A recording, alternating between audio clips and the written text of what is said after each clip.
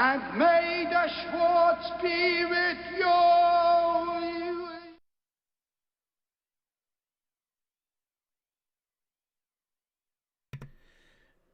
And live. What's up, everybody? It's Jez7780. What grinds my gears? And I am here with another video live. Let me make sure mic test. Hold on. Make sure this stuff's working. Boop-a-doo. Testing. Can you guys hear me? Testing 1 2. We're live. What's up, Callie? How you doing? Make sure this thing's working here. I got the audio. Damn, this thing's so freaking small. Can you hear me? Testing 1 2.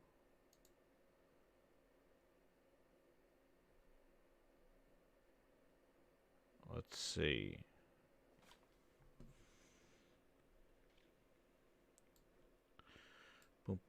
Yes, I am live. Yes, mic test 1 2 1 2. You. What's up? Yo, what's up, Callie, Buck Roger, Eddie T, Sam Ash, Sam CTM, what's up? Social Joins, Buck Roger, yo, Kairu. Oh, that's great, man. Got the Samsung. It is massive. Yeah, I definitely I got the Samsung S20 FE Fan Edition. But yeah, it is massive. It is like a hybrid between the Samsung S20 Plus and the S20. So yes, I've been rocking that one. I got rid of my LG, the GX8, man. Had scratches on and stuff like that. I want to get some new phones. That LG was driving me insane for a little bit. Kept crashing and stuff. So glad you like the new phone, man. I went back to Samsung. You know how it goes, but here we are, guys, the day before Thanksgiving, and we are talking turkey. So, we knew that there was some film that's interviews away. Hey, congrats, Callie. Go subscribe to Callie Rex. I was on his show a couple of nights ago. Great show, great conversation with the guys. Go hit that subscribe button over on Callie Rex's website, on his YouTube over there. He has a great show over there. He's the OG grinder, so definitely, hit him up over there. But yes, we're going to be talking turkey and Phil and Xbox and PlayStation 5, because there's been some games, man. I've been playing crazy. Oh my goodness. And I've been playing on some Xbox stuff, and as you've seen some of my videos, it's been a little triggering, thinking, what's been going on. I'll talk about that. But this other thing that has come about.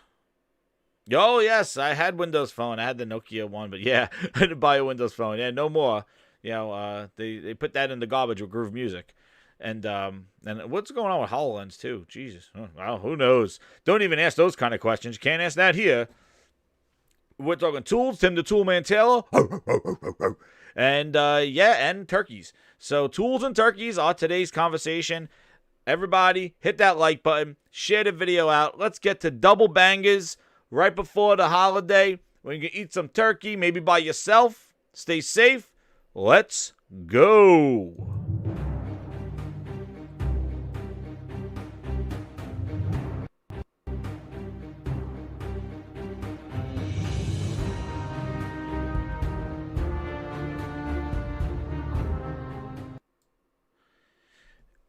Hey, so I do have a couple topics. The first thing I want to talk about is it's been about a couple of weeks right now.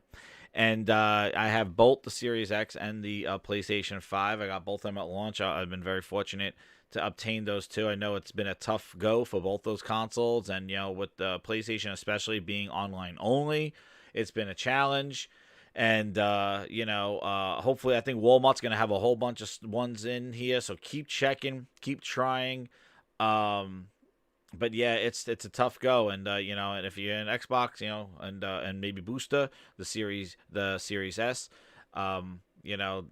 good luck with those as well. I do think, some of your best bets might be in the PlayStation store, or even going through bundles on some GameStop website, because they do have some pretty good bundles. But I know, if you're gonna pay $1,000 or you're gonna pay $800 or something just for the console for some goddamn scalper. No deal. I'd say pay $800, get the console, get a whole bunch of accessories and some games with it. So, that's what I'm saying, yeah. So, you know what? Yeah, Sam Ash comments. Yeah, I've been seeing that too. I know it's on VG charts, which is not very reliable, but they're saying that this console could have been like the PlayStation 5 been selling about 2.1 to 2.5 sold on launch day. Wow, that's pretty crazy. But they did come out. Both of them came out and said they had the biggest launches lineup, the biggest not lineup, Jesus no, the biggest launch ever for both of their consoles. So they both came out and said generalized statements. I'm sure Sony usually probably around CES or in January they might talk about it, or right before Christmas they might say how they sold in their launch month. But I do think Sony's definitely going to share those numbers. Microsoft will not. They already stated that. They will not share numbers. They'll just give you kind of adjectives as biggest, best, largest, great for us, most ever, most powerful. Yeah, that's how they do it. Very generalized ones. Biggest lineup ever, most excited, biggest show ever. Yeah, they came from kindergarten with all their friggin' marketing bullshit. But they will never just give real numbers as to doing this, and that's not their model anymore. So it is what it is. But something has come awry. So just with the PlayStation 5 I've been playing, it's been that controller. I'm really digging that controller. I like the feel of it. I love the DualSense, the adaptive triggers, and the rumble. And it really has been, hey, what's up, Ice Cream Gaming? How you doing? It's really been awesome. Like I've been buying up everything, all games, because I want to see how this controller is implemented.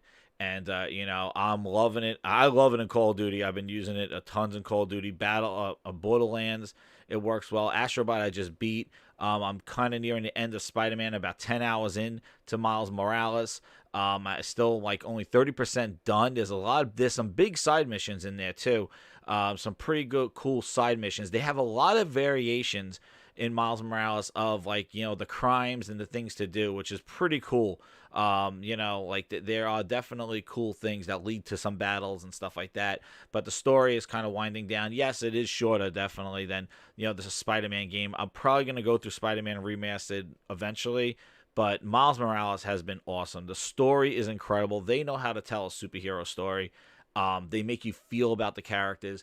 And, Sony has been doing this with their games. They, whatever kind of animation, voice acting, and graphics, the way they put those together, I feel so engaged with these characters. Like, even these side characters, like, you just see emotion in them. I don't, it's so hard to say, but you get invested really easy into these characters. And this is in all their games. Like, even, in Last of Us and in Ghost of Tsushima, like, it just, the way, I don't know, the way they tell the stories, it's very, very, very impressive. And Miles has some awesome friggin' scenes and with montages. Like, I was like, damn, this is just great as a movie.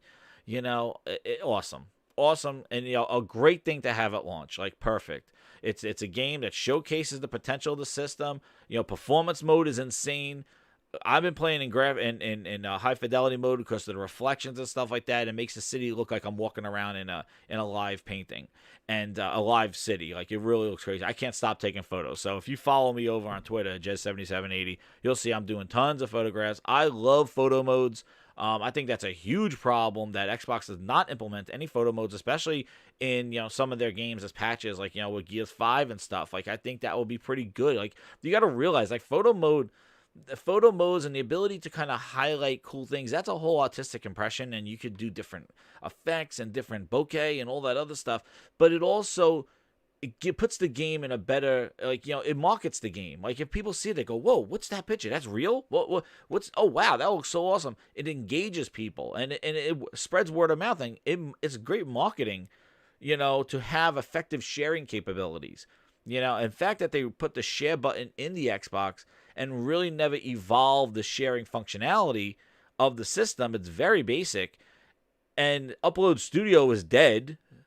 And you got all the sharing capabilities that just have evolved and gotten better on PlayStation 5 with the broadcasting onto Twitch, right to YouTube, embedded right into the operating system, similar to the PlayStation 4, but even better because now it has pop-ups on the side. I could casually stream right from my thing. I don't have to come to my computer and get OBS and all the overlays and make sure the resolutions are there and make sure my bit rates are. I just hit broadcast and boom, I'm going. And I got the PlayStation camera. It zooms in on my face. I'm going to get better lights now so I could use the chroma key. Then I go stream right from my couch, back, like not even in a friggin' office. That's awesome. That's great flexibility. That's options. Options. Put that cookie down now! It's all options. And, oh, cool, Mog. Mog's a Best Buy curbside pickup. Yes. Somebody got a PlayStation? Who just got one? Somebody get one? Oh, Pitch Black. I thought I said hey to Pitch Black before my intro. But shout out to Pitch Black. What's up? How you doing? So someone pick up a Series X. Threw up a little in my mouth. Dude, yeah. The Series X is a great piece of hardware. The box opening experience was wonderful. It was so slick. And all showmanship. And what's up, Fatal Street? How you doing? And, it's a great piece of hardware. And the controller's not bad either. It is definitely a bit clicky-clacky, but it's smaller. It's definitely I like it. It's a great controller. I said it in my brain. Okay, gotcha. But yeah, it's really it's a great controller. It's a great piece of hardware. It's quiet, and it looks good standing there next to my projector and stuff like that. Like, it's great. It's just that when you turn it on, that's when things go downhill for me. After coming off, and it's just, the dichotomy of having the PlayStation 5 and seeing and trying, like, the first day, I'm just trying to figure out all the nuances of the PlayStation 5, like how to share and look at the activities, and these activities are pretty awesome.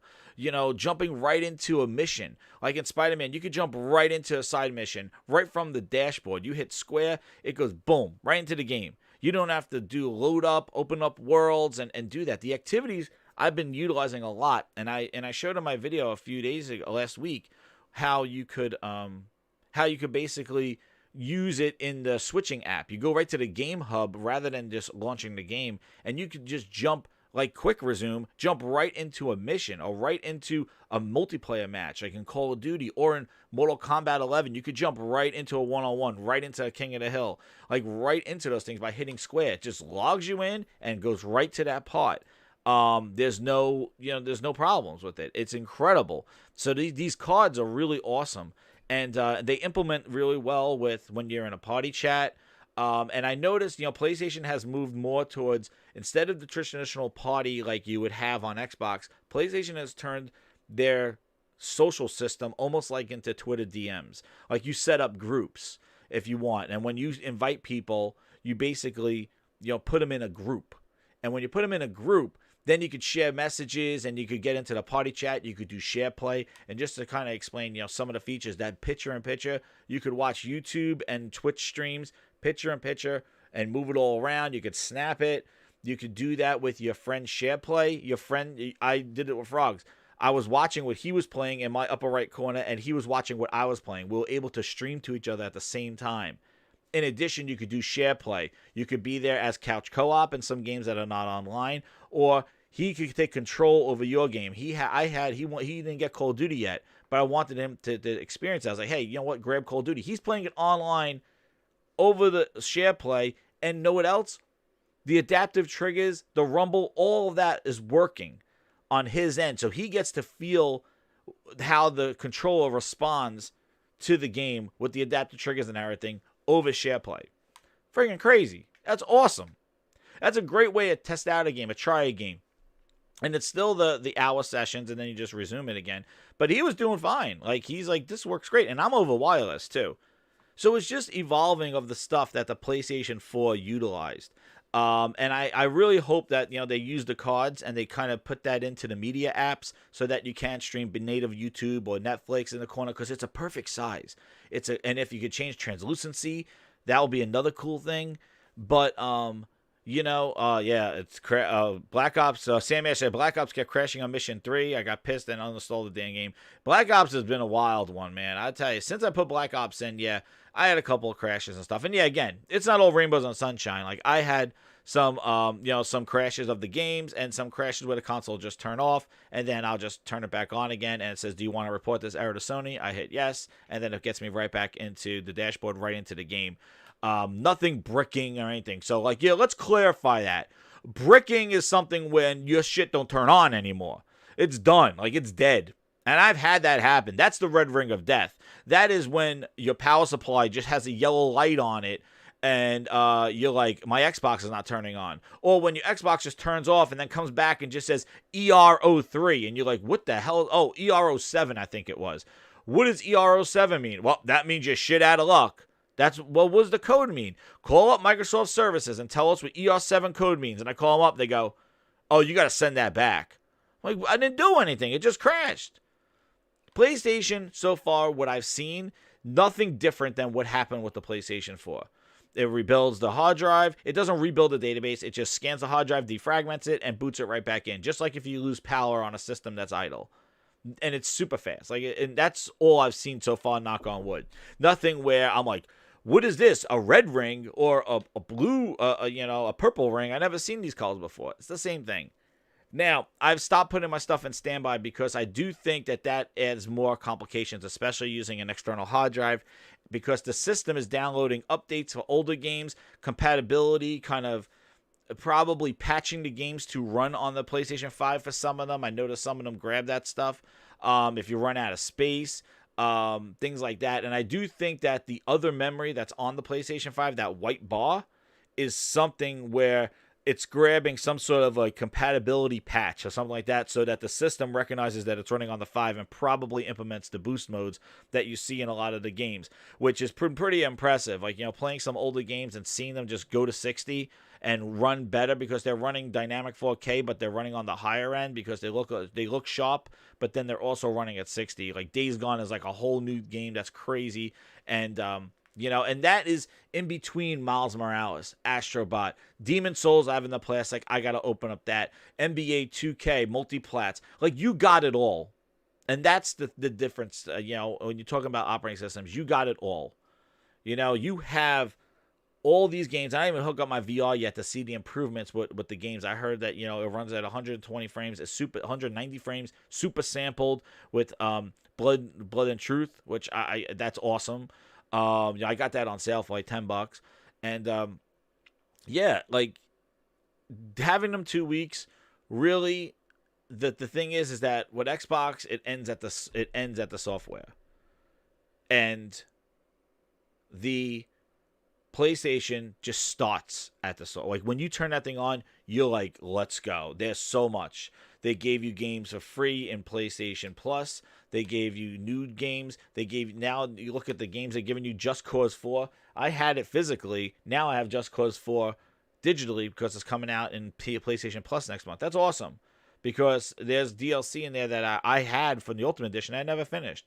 But like, to have that flexibility, to have that go back and have new stuff and have stuff to look forward to, like a Ratchet and Clank, and to see other games coming out and know what they're planning on doing and seeing some of that stuff, it's awesome. Where Xbox is sort of a big question mark. We don't know when Halo's coming out, and all you have right now is Gears 5, backwards compatibility stuff.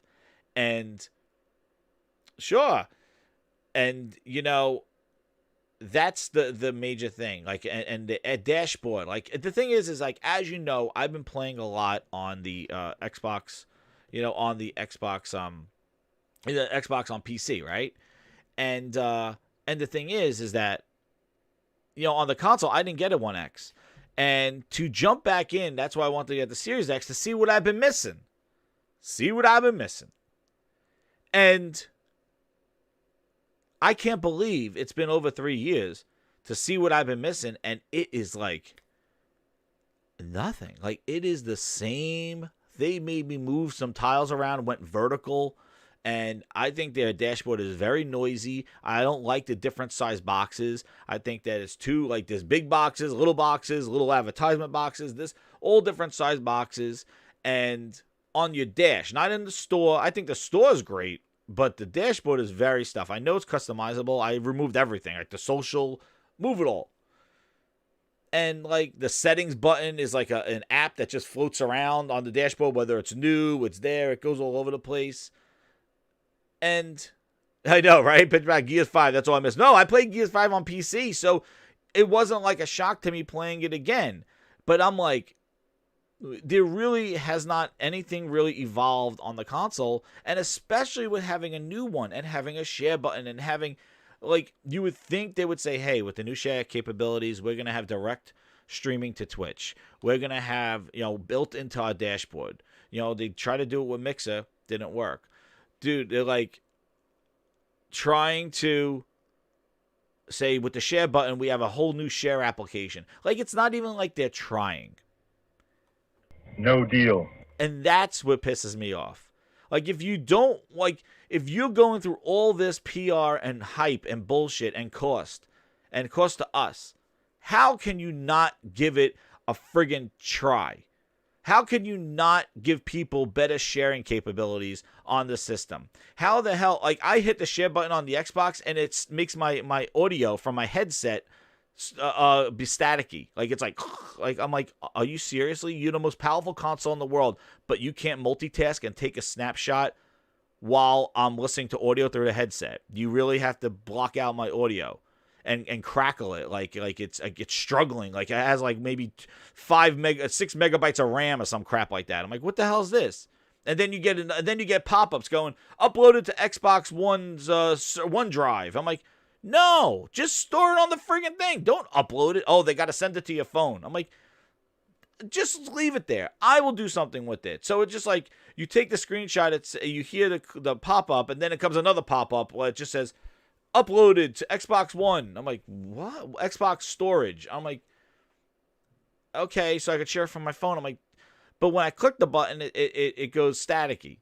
It got static. Like, I lost sound, and it went like, it's staticky, like it's struggling. And I'm like, what the hell is this thing? Are you seriously can't multitask? Like, you seriously giving me, memories of the Xbox One when you just, like, things just got stuck and studded? I just don't understand. It's the most powerful console, and it's just like, it's just the software sucks. Well, like Windows ME bullshit. Like, come on, Windows Millennium Edition? Is that what we're doing? Or like, what the hell are we doing here? Like, fix your shit. Okay? I understand Sony's crashing and shit when I'm trying to do new things. Like, oh, I'm trying to stream this and do this and launch activities and download something while I'm snapping into this mode okay, fine. You crash. Okay, I understand you're trying to do new shit. But this Xbox, you're doing the same old shit and you still don't got it right. I want to ask you a bunch of questions. I want to have them answered immediately. Like, dude, you're a software company. This should work. But I haven't had the Xbox crash at all. Oh, no, it did. It did do one. It just goes black. And then, I booted it back up. But, like, even that CMCTM, he talks about Sony. Yeah, Sony themes and 1440p support. That would be awesome. But, like, the other thing, too, is with the Xbox, it doesn't have those backward themes, like the moving animation. That's all it is. You can't, there's no, like, store there's no, like, store or free themes or any motion themes or anything. Like, it's the green theme. Like, that's it. That green theme with lines. That's your animated theme. There is nothing else.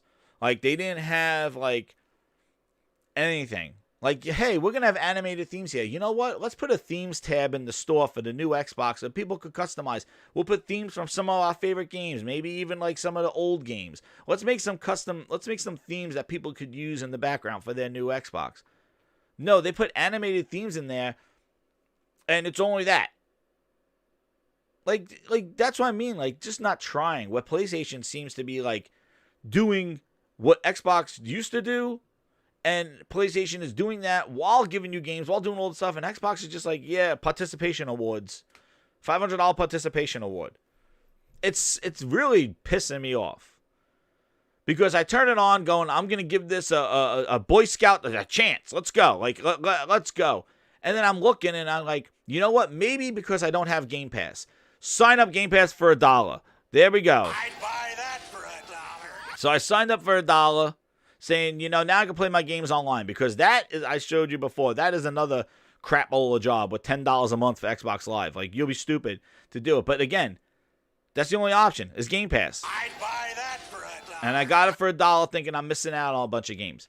I realized they don't have a lot of third-party stuff in there. So, really, after the 2 weeks, Booster's been taking the back seat. And really, the PlayStation 5 has just been an amazing experience. And the games that I'm playing and the features that they have, it's next gen. It's what you want. And you're it's $500, but you're like, you know what? This is something that there's potential. And that's the biggest thing that you want at a launch of a console. You want the potential to be shown on day one. You don't want to hear about the potential. You don't want to hear about the teraflops, hear about the RAM, the architecture, the Phil-Nest CPUs, and you don't want to hear about it. You want to see something that will give you some promise to say, I can't wait to see what they do next. That's what you want from a console launch. PC dudes, you know what? You're different. You're when you upgrade your PC, you do the same kind of thing where you run these games going like, wow, look how I'm running this game.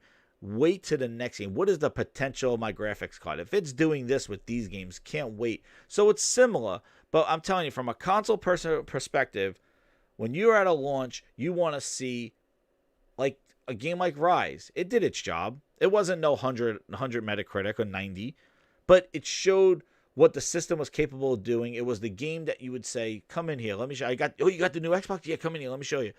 Oh, wow, look at that. Whoa, wow, that looks pretty cool. Yo, it has the rumble trigger. Oh, wow, cool.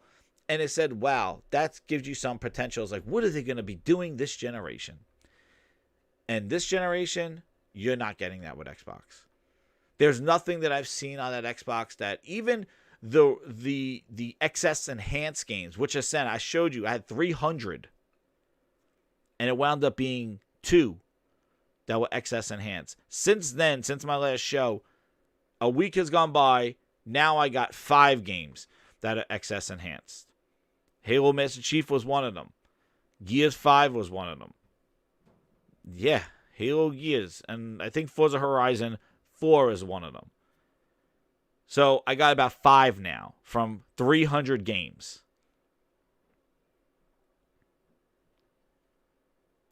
Nah, no problem, bitch. Back. I'm here if you need. I'm here if you guys want to come back. No problem. But because you're gonna miss now the nitty gritty. I was just talking my recap.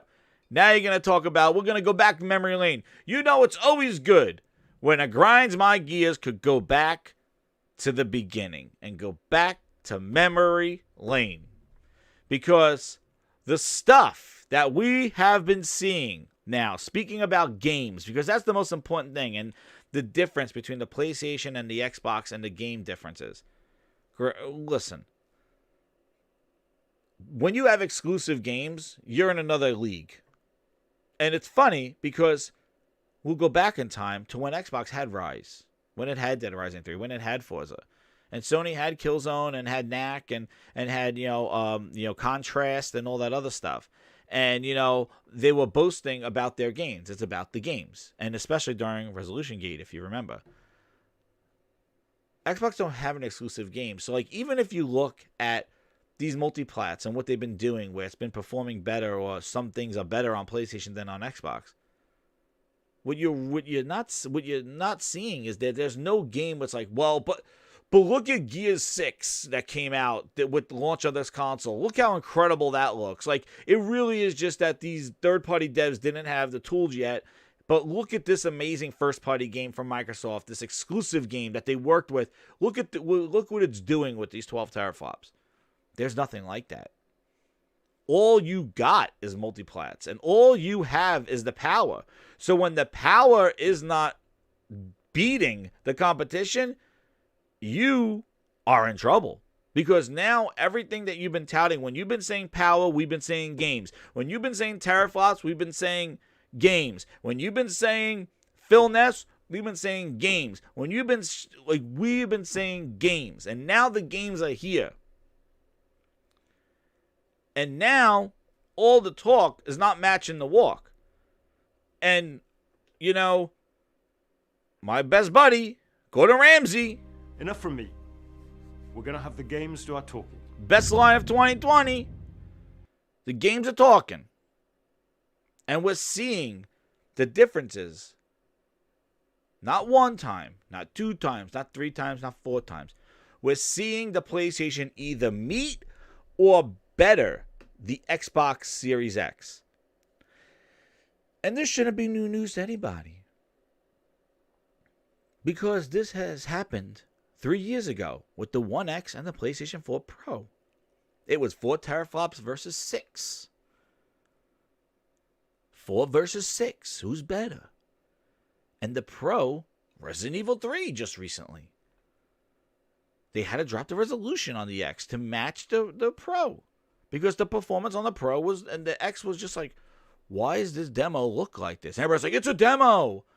It's because they just jacked up the resolution and made it run like crap. And the system couldn't do it. Bottlenecks, I guess. And I don't understand why is this new now. Because I said before, the power differential between the Pro and the X is more than what you'll see in the Pro or the PlayStation 5 and the Series X. They're a little bit more on par. Yes, the one edges out in teraflops, which, as we've seen, is not mattering. But we've been to this before. The most powerful system doesn't necessarily give you a de facto best games ever statement. Well, I got all my third-party games play the best, and this is the best place. De facto statement, and we're out. No. Because of what Buck Rogers is saying, too. Xbox is completely irrelevant. They lack any good first-party games, and PlayStation has the biggest third-party support to go along with its first-party games. And that is the true statement. And that's why I always say sales matter. Sales matter because it gains developer mindshare. If you're selling somebody out 2-1, maybe 3-1, when a developer makes a game, they're going to make sure that that game is optimized for the lead platform for development. That was one of the huge things why the 360 did what it did. The 360 came out a year before because they wanted to make sure that they were the lead platform for developers. They got out there early so developers will be familiar with their system and make the games best on their system, and everybody will be developing for Xbox 360 first. Then PlayStation came out with their own cell thing, and everybody's like, well, Xbox is already at 10 million when the PlayStation dropped, and the PlayStation had a brand new CPU, and everybody's like, just make it, put it, and then try to port it to PlayStation. And you round up to a lot of third-party games not running the best on the PlayStation 3. Because Xbox learned their lesson, because the PlayStation 2 was out there before the Xbox original. People really didn't want to look at the Xbox, and a lot of them got ports later on. Xbox was the most powerful console. It was the most powerful console. But mindshare, developer mindshare is going to matter. That's why Xbox had to come out swinging this generation. Like, they came out and flop. All the stuff that went wrong could have went wrong.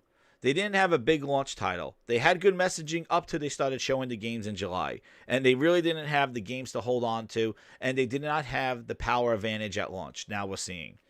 They have the power advantage on paper, but the games are not demonstrating that power advantage. The de facto power advantage. Like, hey, this is running at 4K native, lock 60. This is incredible. The best version is here on Xbox. PlayStation struggling. The frame rates are jittery. It's not hitting full 4K. And the Xbox is the best place to play Assassin's Creed. Here comes another review. Oh my God. Watchdog Legions. The best place to play is on Xbox. It's locked 60. It goes 4K. It doesn't dip. Look, and the textures seem sharper on the Xbox versus the PlayStation 5. Oh my God. Gotta play here. Call of Duty. De facto. All modes. Top notch, locked. The power overhead is doing wonders here on the Xbox. PlayStation 5 is not able to keep up with the frame rates, and Xbox is doing it at higher resolutions. You hear those titles, guys? You hear that stuff? That's what they needed to have happen. That's what people would have expected you to expect when they were boasting in March about Sony was afraid. Sony couldn't handle the 12 teraflops of Phil Ness. They couldn't do it. One of the things I really love about being here. They were afraid. Sony was afraid of Paxies. They were afraid of Phil. He caught them off guard by announcing it in December.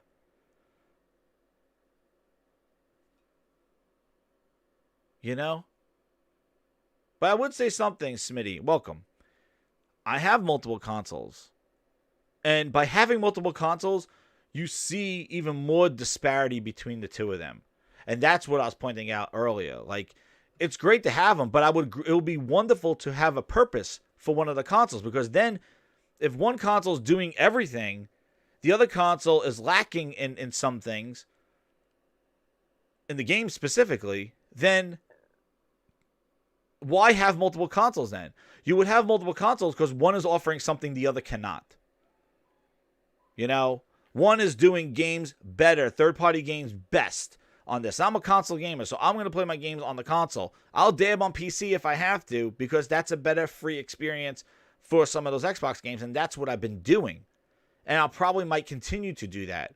But I can't sit on a screen I want to play on a big TV, a projector, sit back, surround sound. I don't want to sit at a desk. I sit at a desk all day. I don't want to be sitting at a desk. And I don't want HDMI cables running all over the house and hooking up PCs with a mouse and keyboard on my lap, trying to navigate to get to my games, or sitting back and use Steam Big Picture, but then the game runs in the Epic Launcher. Please, PC guys, I'll talk to you another time. But that's me. But when you have the both consoles sitting there and you're like, PlayStation got the VR, I got the exclusive games, I got games demonstrating the power, I got all new feature sets, I got all this stuff, and then I go to Xbox, I'm like, it's the same dash, there's no better share features, there's not a better streaming capabilities. I'm playing Gears 5, I'm playing Battletoads, I'm playing Halo Master Chief Collection. Halo Master Chief Collection came out in 2015 of games that came out in 2006. They're games from 2005 and 6. Not that they're bad games, but what the hell am I doing playing those games in 2020 at the launch of a new console? In addition, just 3 years ago, just from my thumbnail, they were showing Master Chief Collection again. Running out, it's a monster. Playing Master Chief again. How many times do we play the same game? It's the same game. It's not a Gears. It is not a Gears Ultimate Edition. It is not a Halo 2 Anniversary Edition. How do you make Halo 2 Anniversary, but then skip the fucking anniversaries of Halo 3 and Halo 4? And not do the same shit.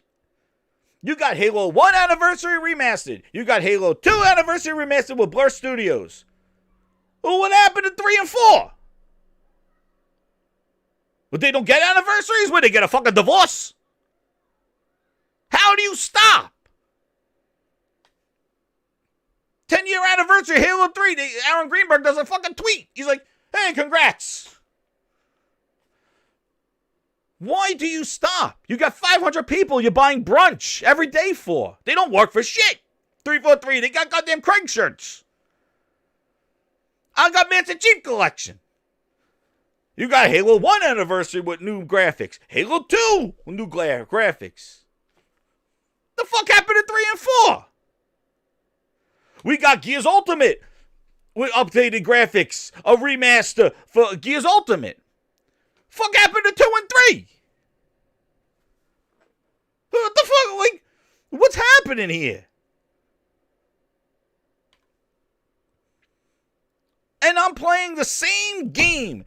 Gears, Halo 3 with the same graphics.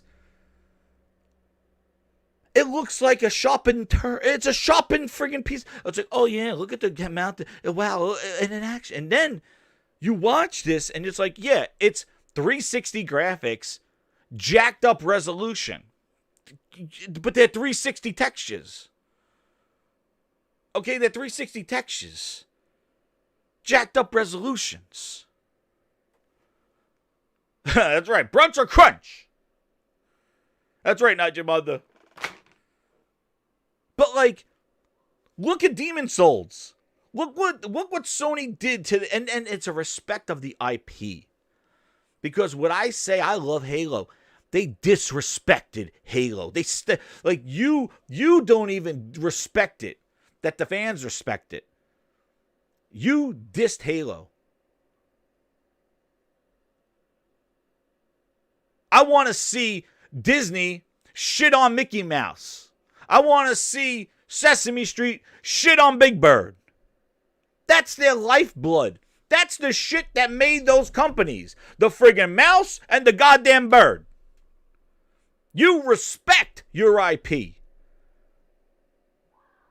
You respect it. Halo built Xbox. Without Halo, Xbox would be goddamn zero box. The null box. Halo put it on the map. That game should get the red carpet treatment. The Golden Gloves. That franchise. And you treat it like that. And what's even worse, Grind, is by having multiple systems and playing Halo 5 again. How the fuck did we get to Craig from Halo 5? And that's even more point. What's up, J-Rod? How the hell did we get to Halo goddamn Infinite from Halo 5? What the fuck? Phil Ness went in there and muddied up that bullshit water. But guess what, Coon? Star Wars didn't build Disney. Disney bought Star Wars and shitted on it. You know? Disney's house was built. The mouse built the house. Star Wars didn't build Disney. Disney bought their ass. The mouse built them. They respect the mouse. Phil says, let's print out some goddamn Craig shirts. Come on. What are we doing? You stopped the anniversary and you have nothing at launch of a brand new console. And then to see Halo 5, I'm playing it and I'm like, but Halo Infinite, like, that looks worse. The AI looked worse. There was no reactions. Like, I'm playing Halo 5, guys are jumping behind cover, flanking, yelling out call shots, all this other stuff. And I watched the Halo Infinite and I was like, the guys are not moving. They're just standing there with their gun like, Come on. Gets me pissed off. Like, it got me pissed off playing that stuff. And I'm like, I didn't miss anything in 3 years. And I get to play these games. They're the same goddamn games. What are you doing? You don't disrespect that stuff. How do you stop the anniversary editions? How do you not remaster the system? How do you, and then to say, well, you know what? They're building Halo Infinite. That's why. Halo Infinite's going to be amazing. And then you saw Halo Infinite, they delayed it because it looked like shit. Come on. What are we doing? You stop Gears Ultimate. You stop at 1. What happened to 2 and 3? Redo them. Shit, if you're not going to make new games, then fucking fix your old games. Make them look better. Don't just jack up the friggin' resolution and go, here you go, bitch. Have better shadows. Here you go, bitch. Don't ask for new games. Shut up. Don't ask for new shit. You son of a bitch. So, when you don't have an appreciation of your IP, and you depend on third party, like I said before, third party does not showcase your platform. You got to do it. You. That's right, Mom. Ragnarok has a demo shown behind closed doors, but Sony held it back after seeing Halo. Oh, I'm sure. Dude, like, what happened? And that's the thing. People are like, well, Ragnarok, you don't know what that's going to look like. That might be held back. Did you see what God of War looked like on the goddamn PlayStation 4? I look at Spider-Man Remastered, what they have done in a friggin' couple of years with Spider-Man Remastered and Miles Morales and then Ratchet and Clank. Are you kidding me? You look at the different Spider-Man Remastered versus Spider-Man on the PlayStation 4, it's like, oh my god, look at the streets, look at the people, look at the reflections, look at the textures, look at the shit that's going on here. It's crazy. It's a living city. That's the biggest takeaway after the Spider-Man games. Like, the city is like a live city. Like, there's crazy shit going on. Like, it's insane. Down the whole street, down the whole corridor. You know, New York, you can't mess around.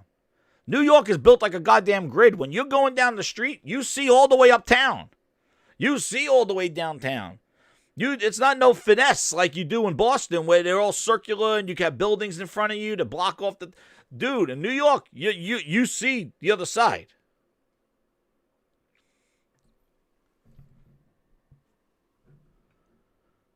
So back to the multiplats. Everybody hit that like button. Back to the multiplats now, what we've been seeing, right? After I got all my friggin' Halo rant. But I had to get that out because that pissed me off so much. And you could see, if you follow me over on Twitter, you'll see I posted the screenshots going, how the hell did we get to Craig from here? We went backwards. And that's the thing, why it grinds my gears. Microsoft is not only not trying, they are regressing. They were amped up and were doing things that were great. And then in 2016, they're regressing. Like, they're not competing. They're not challenging anybody. They're not challenging Google. They're not challenging Amazon. They're not challenging Sony. They're not challenging Nintendo. Say what you want. They're not competition. The thing is, you're your own competition because you just can't keep your goddamn mouth shut and just make the games do the talking. You talked up the spec stuff, and then you advertise Assassin's Creed, and you find out Assassin's Creed is running better on the friggin' PlayStation 5 than your thing. If you didn't even have an exclusive, you would make sure that multiplat will be your exclusive. Just like what Sony did with Destiny. Sony was slick with Destiny, man. They marketed the hell out of it. They didn't make you even show it on a goddamn Xbox. Man, it looked like exclusive. People still think it's a friggin' exclusive. But they're devolving. And that's my problem. Like, you want to go poke your ass around and go put it on PC, and that ship has sailed. But the fact is that if you want to do that stuff, you still got to deliver the goods. Because even when you go outside, nobody's going to give a shit. If you're not making any noise locally, you can't just go running around the streets on cell phones and stuff going, woo, we're on cell phones now. Phil's here, baby, woo. Now, whatever your name is, get ready for the big surprise. And I'm like, who are you? What do you do? Oh, we got xCloud, woo. And everybody's like, what's on it? You ever hear of a Gears 2? Ooh, like, whoa? You have no games that anybody wants to play on it right now. They're old games. They had their time.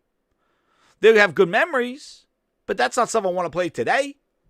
Especially when your competition is doing things that you want to play right now that are current. Things that right now. Why are you living in the past and telling me where I could play? What am I going to play?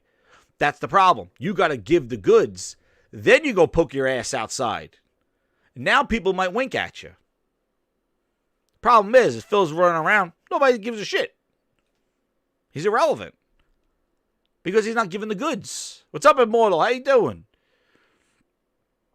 Exactly, Nick. They got the marketing rights, but PlayStation versions run better and look better. Like, come on. What are we doing here? But I know what the problem is.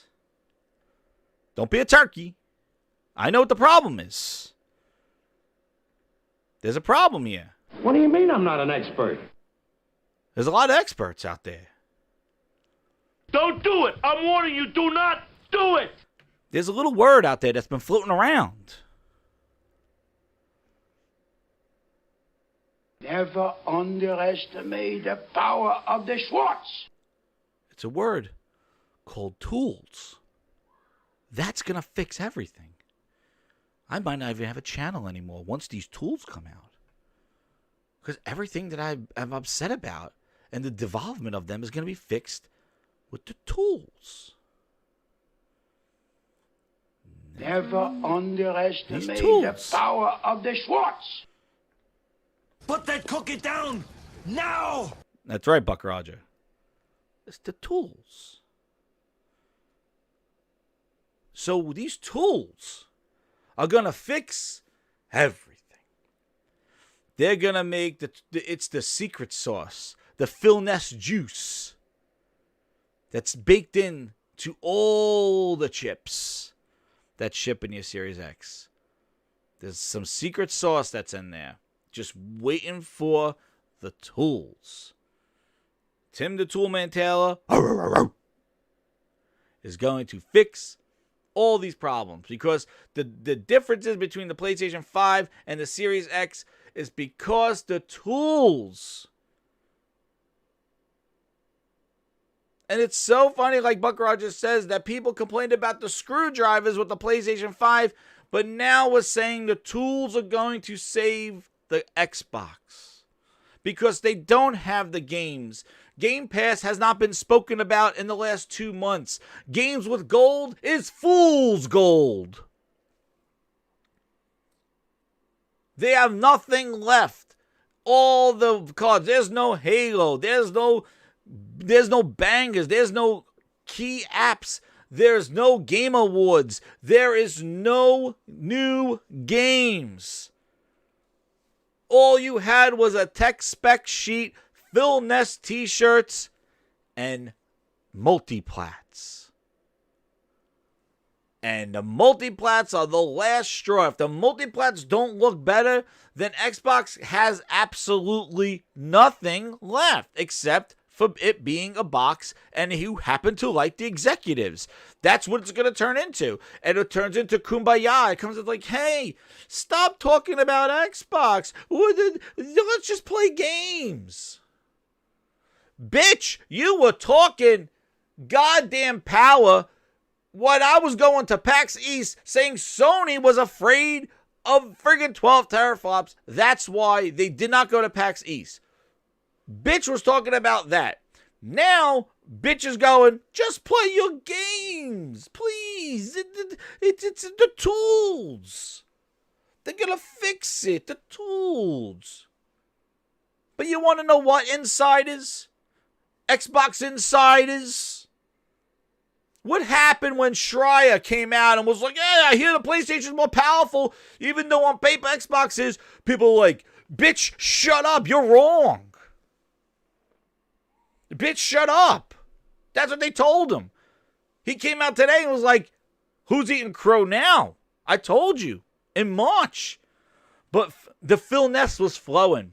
The 12 teraflops of hairy chests and gold chains. Here he comes down the street like a goddamn with his pimp slap hand. Here comes Phil. I got 12 teraflops, bitch. Yeah. But now we got to have a sob story. We got to do a sad story. A sad story. What's with kids today, huh? No respect. And when I was like, where are the games? And Phil's doing interviews at E3 going, We're really focusing first on what it means to play these games on your phone. So when we thought about how can we get as many people playing on a phone as possible. bitch, shut up. Where are the games? Oh, but nobody talked about tools then. No tools. There's no tools then. Another one. And another.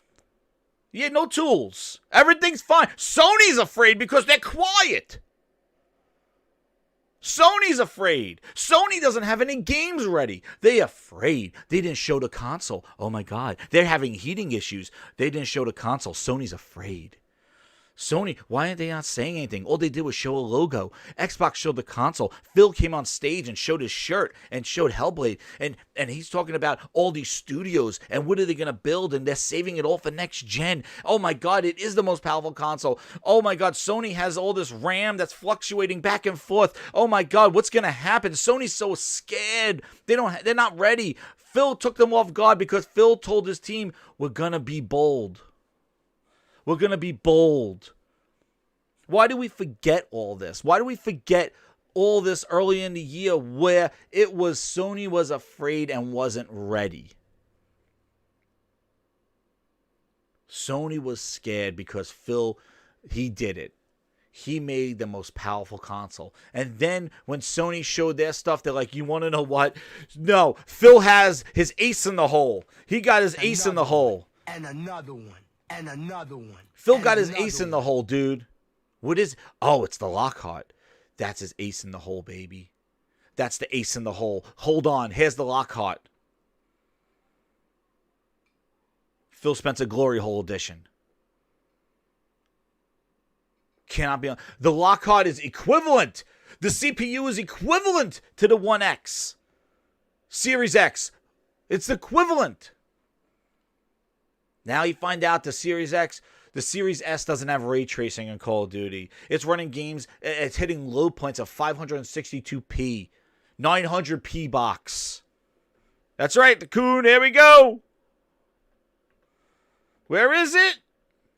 One of the things Oh. I really love about being here. But wait, there's more.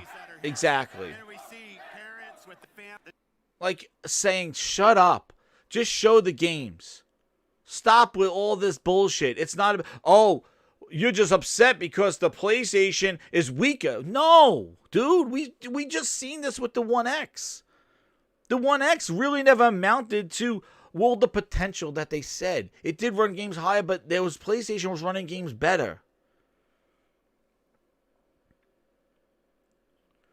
Like, you look at it, and all these people saying that nobody said the tools weren't ready. Nobody said that Xbox was coming in hot. You heard me say boosters coming in hot because guess what? When it came to showing the software, Microsoft turned into Ralph goddamn Cramden. Hey, Phil, Aaron Greenberg, are we going to see games running on an Xbox? Ha ha hardy har har. Hey, Phil, are you going to show us some games running on a Series X before launch? Why are these games saying what we think these games are going to look like with the specs of the Xbox? They had that whole big statement underneath their show. And then Sony showed capture on the PlayStation 5. Capture on PlayStation 5. Nobody was saying then the tools. Microsoft's not ready, guys. Microsoft's not ready. Hey, Phil, are we going to see games running on the Series X before launch? Why are we seeing these people? Halo Infinite was running on an Xbox. Phil, was running on a PC. Phil, are we gonna see this? Phil. Aaron Greenberg on RDX podcast. When are we gonna see games running on the Xbox Series X? You did. Yeah. Stuttering. His shit couldn't come out fast enough. He was like, blah, blah, blah, blah, blah. You did see. Oh no, we'll show. Blah, blah, blah. We had to wait to launch, to when these consoles are in people's hands, and Digital Foundry got their muddy paws on it, and went, and basically go, what's going on here? The Xbox Series X it's more powerful, but like, it's missing grass. Like the whole grass is missing. Like, Dirt 5. Wait, that was one of your premiere titles in July, the May show. And he was like 120. He was the first to announce, the Dirt 5 dev was the first to announce 120 frames per second mode on Dirt 5. So he came on that show and said after the Xbox May showcase, where Aaron Greenberg had apologized because he did not have gameplay of Assassin's Creed and gameplay at all, really. He had to apologize. The Dirt developer was the first to come out and say, I do 120 frames on Dirt 5. 120 frames mode confirmed on Dirt 5. Wait. Wait.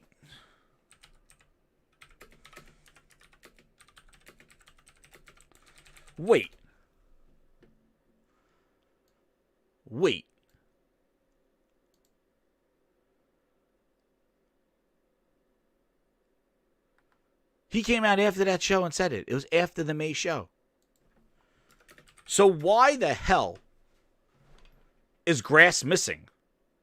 And the PlayStation 5 has more graphical fidelity in 120 frames per second mode when this dude basically confirmed it right here. Right in May. All right? He didn't say the tools weren't ready. He came out after the show on May 8th, 2020. No tools. No tools yet. Phil the Lawnmower Man Spencer was at it again. Here it is. May 7th inside Xbox. I don't bullshit here. Here he is. How are you, Malik? I'm doing great. Excited to dive into this. Now, Dirt 5, obviously the newest game in the series. May let's start 7th. with locations, because kind of the backdrop. No, let's not start with locations. Let's go right to the new news. Tracks with a really colorful and wild. New York. But it is a racing game after all, so So I think jumping into the career, they're going to notice. No career. Where is You'll it? sign up to real world sponsors who'll give you No. a career. That's super exciting because one Xbox Series X. So let's talk about some of the things that we're going to see that are specific to Xbox Series X. Yes. So Dirt 5, you'll be able to play at 4K at 60 FPS, but there'll also be an option for 120 hertz mode. So, gamers know frame rate counts. 120 hertz in racing, that's where the action's at. On top of that, Dirt 5 will leverage the smart delivery technology. So you buy the game on Xbox One, you can play it on Xbox Series X as soon as you get the new console. You buy it on Xbox Series X and you go over, you have an Xbox One in your house or in another room and you want to play in there, you can play Xbox One, so you'll always be playing the best version. And lastly is the fast loading. So that means that you get into the game almost instantaneously from turning on the console. No more waiting. You're in there, you're racing straight away. I love everything that you just said there. You buy the game, you get the best version for the platform that you own. You get in the game, loading times are a thing that everyone hates, so minimizing that is fantastic. And then you get to choose between 4K 60 and 120 frames per second. So that is pretty cool. Again, Robert, thank you so much for stopping by. I got to say that I probably speak for everyone watching when I say that we're super excited to see Dirt 5 on Xbox Series X coming up this year. Thank you so much for stopping by. Thanks for having me. So, that's where 120 frames mode was confirmed. And why does it look like this? Why is the PlayStation 5 showing 120 frames per second mode with this? May. Yo, what's up, Colonel Triggered? May. What are the features of the Xbox that can be shown? What are the we'll have the 120 frames per second mode. So why does Xbox have the Series X? That was the big announcement in May. Why is this 120 frames hertz mode in PlayStation? What's going on? Phil the Lawnmower Man. What are we doing here? Why the most powerful console in the world needs to even wait for goddamn grass to grow? This shouldn't happen. Oh, it's a bug. Oh, they're going to update it. This is the point that I'm trying to make. It shouldn't have to be like this. This is the thing. I'm not making fun of this. It is just the hypocrisy of it. This should not happen. Why, when I see Xbox, I don't see Xbox. I see the word wait, patch, soon, fix, E3. Why? Why don't I just see this for what the fuck it is? The most powerful fucking console.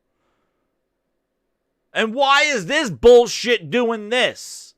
This is what Xbox fans should be saying. This is bullshit. This is horse shit.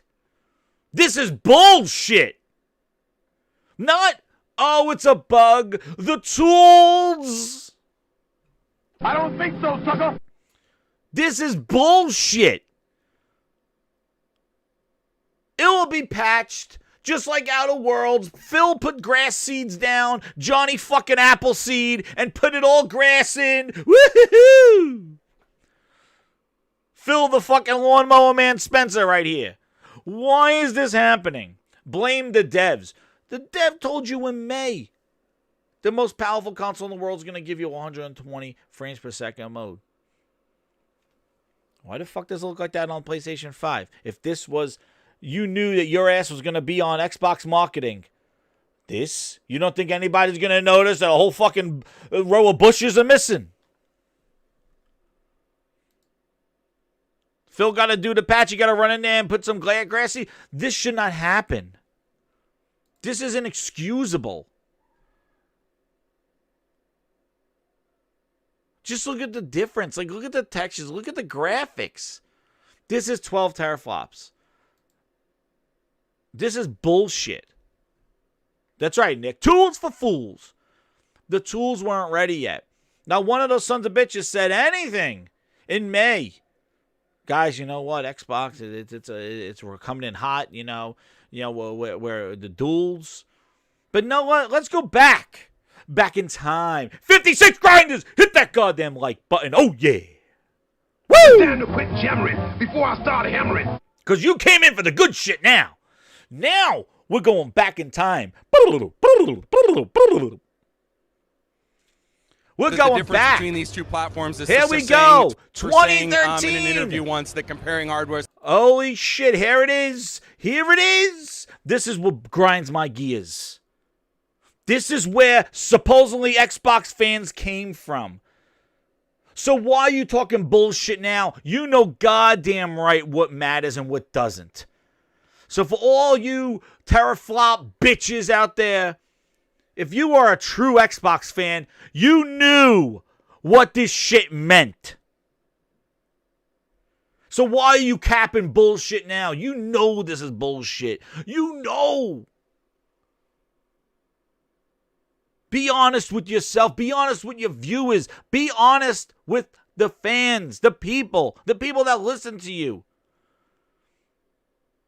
Just because you're saying these things, this is true. This is what grinds me up. We're regressing. Let's hear what Albert Pinello said in 2013. Let's hear it. For saying in an interview once that comparing hardware specs was meaningless.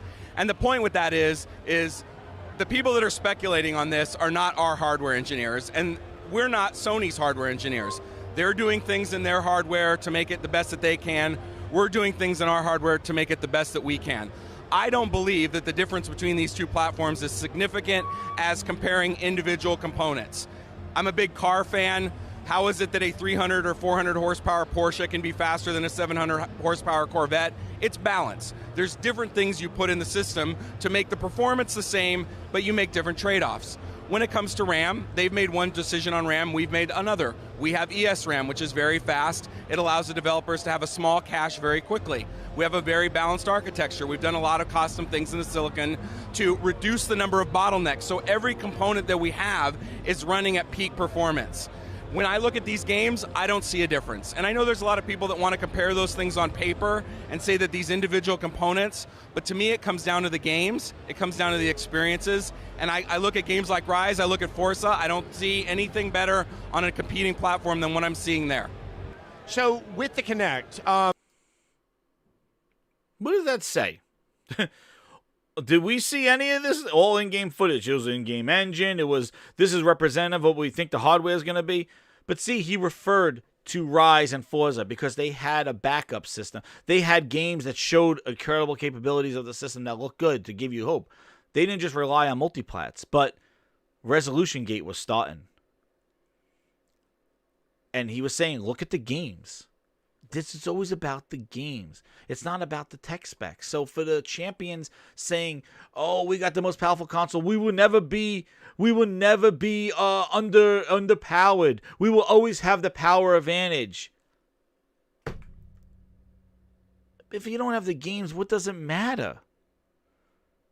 And the reason why I put this interview up here, because this interview gave me a better feeling about purchasing the Xbox One, because there's a lot of bullshit going on at that E3 with the DRMs and people couldn't talk and all this stupid shit. But when I watched this interview on Revision 3 with Adam Sessler and I watched this, I was like, this dude's fucking right. Look at Rise. Look at Forza. That's no goddamn contrast. That's no goddamn Resogun. This is the thing. It's about the games. So when I was saying it's about the games, you're like, oh, no, it's about the power. The powerful console. No, the powerful console doesn't always win. But it's about the games. And he used his exclusive games. When you do third party, this is what you're running into. You have no control of whether they want to give you grass or no grass. They're doing what works best for the consoles. All right? And this is the other thing. People are going to say the power is important because of Resolution Gate, right? This is beyond resolution, all right? This is assets and shit that's missing from there. All right? And there's even, and this shit too. Like, look at this. What the fuck? Like, are you kidding me? This shouldn't happen at all.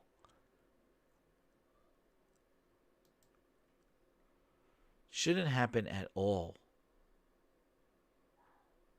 The tools.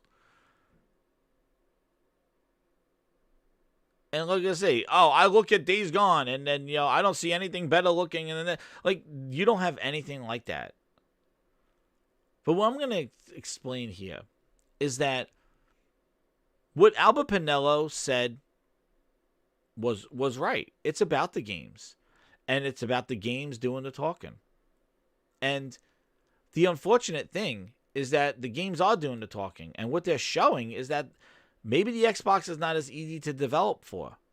And I have a message. Make a girl a promise you can't keep. Don't make a girl a promise you can't keep. It's pretty insane because it's like the power for 3 years and teraflops and then seeing the results in these games. Logically for it to be. Isn't Maybe this is a bug. I don't know what's going on. It doesn't make sense logically for it to be like this. But basically, the detail level on PS5 is significantly higher than on both Xbox systems. Basically, it looks like the PS5 version is just using the same detail settings from resolution mode, whereas the Xbox systems are using a mode where the car LODs take a significant hit, like during the introduction scene. Even if you're just on a time trial with one car, you can see here, it's missing a lot of detail on the car. The road tessellation, or the detail on the road, that's completely gone. So all the little pebbles and geometric detail. This should not happen. The grass is paired way back.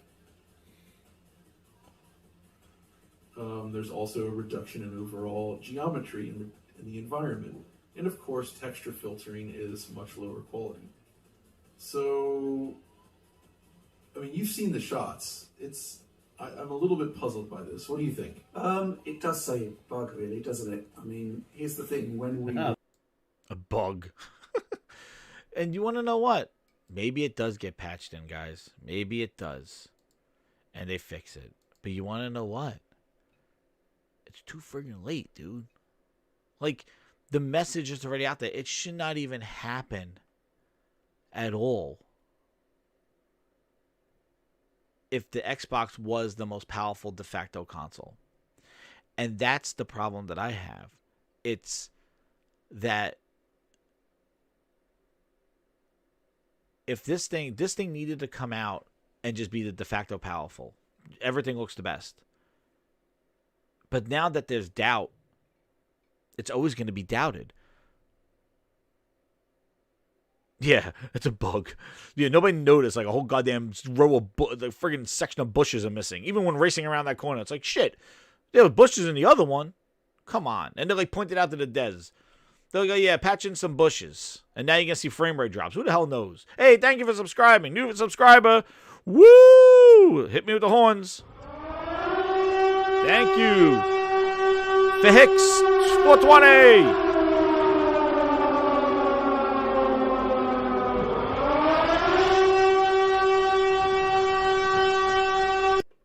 But why I go back in time and talk about this thing is because what I want to talk about is that this is how it started with the Xbox One.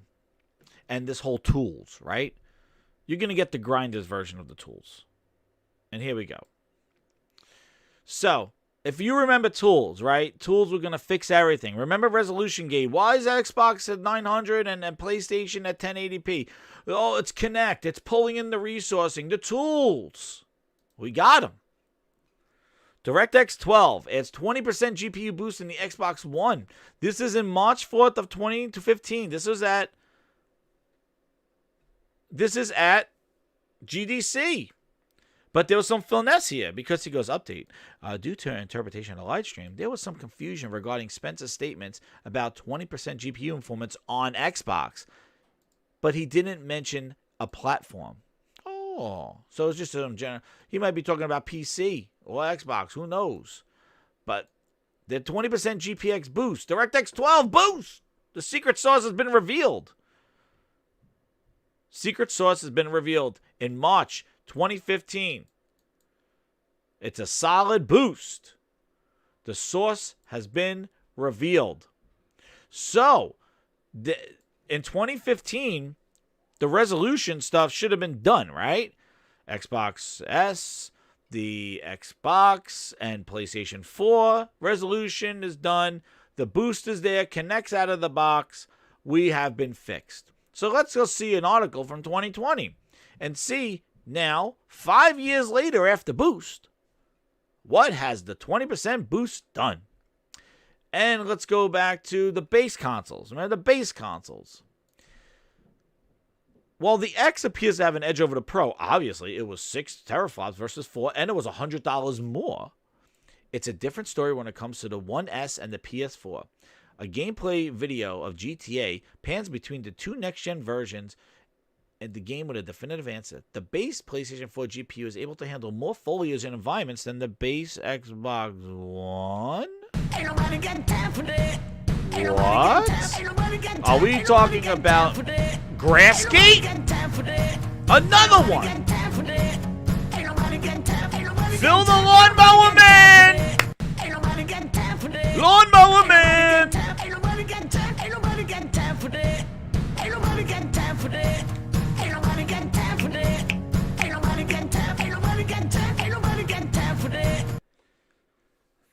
Lawnmower Man at his worst. I don't know what it is with Xbox and grass. I don't know. Grassgate.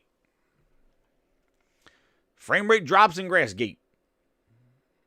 The cloud compute of a 20 Xboxes. That's right, not your mother's. The bush is missing. The bushes. What the hell's going on? Where's the freaking Grassgate? Where's the Grassgate? Dude, yeah.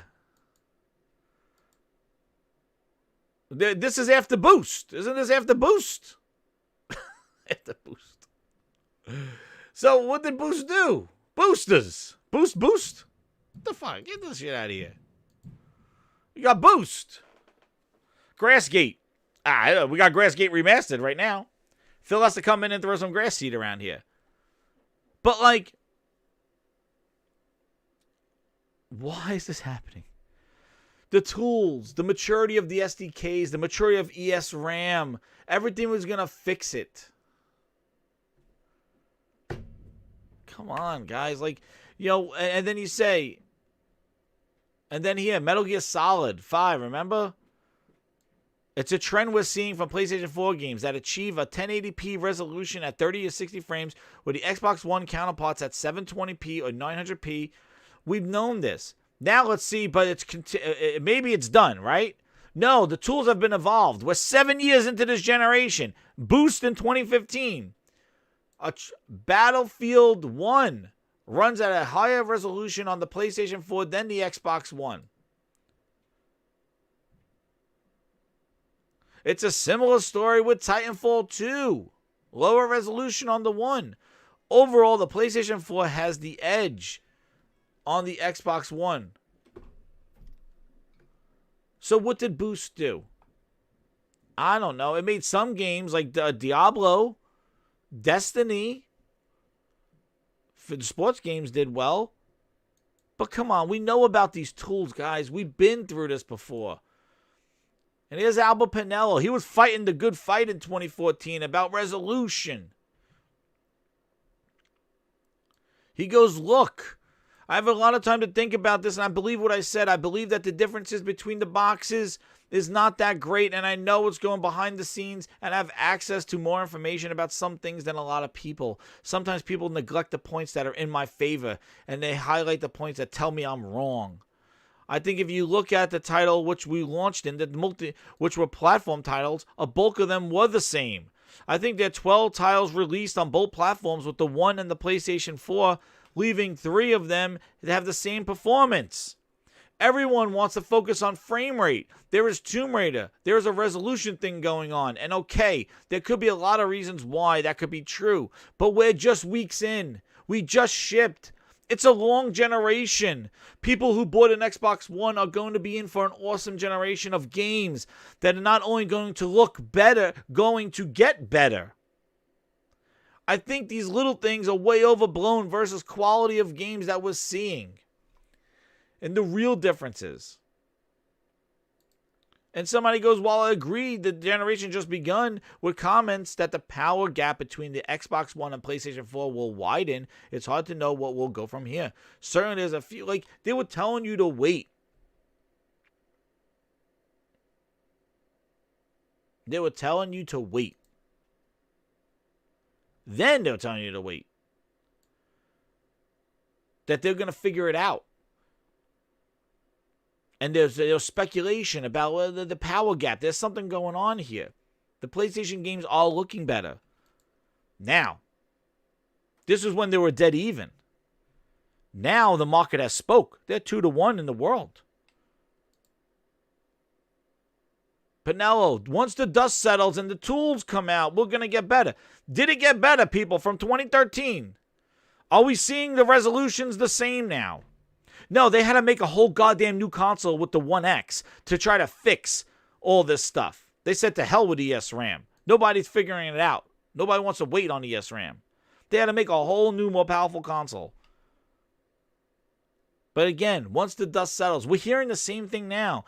Oh, once the tools come out, the Xbox will be better. You want to know what? If it's the case, that's fine. But the problem is, it already has happened. You know, when you're the undisputed champion and you're the most powerful person in the world and in boxing, right? And for example, Ronda Rousey, she dominated the women's division, knocking people out left and right. She could not be defeated. But guess what? When somebody came in and gave her a smack across her mouth and knocked her out, she never got to that status again. She went to movies. So when there is doubt, when you are claiming your marketing is the most powerful console in the world, that was your marketing. That was your story. If you knew the shit might not be optimized or you didn't have any games, that's why I said, shut up. Stop talking, Phil. Stop doing interviews with the Spanish Hustler and friggin' the Russian Inquirer. Stop doing stupid interviews and saying dumbass shit, Phil. Stop being a turkey. Stop talking. Please. Let the tools develop. Don't go out there, the most powerful console in the world, and you don't got anything to show the goddamn power. You did it twice already now. You did it with the One X. You did it with the Series X. But this is history repeating itself yet again.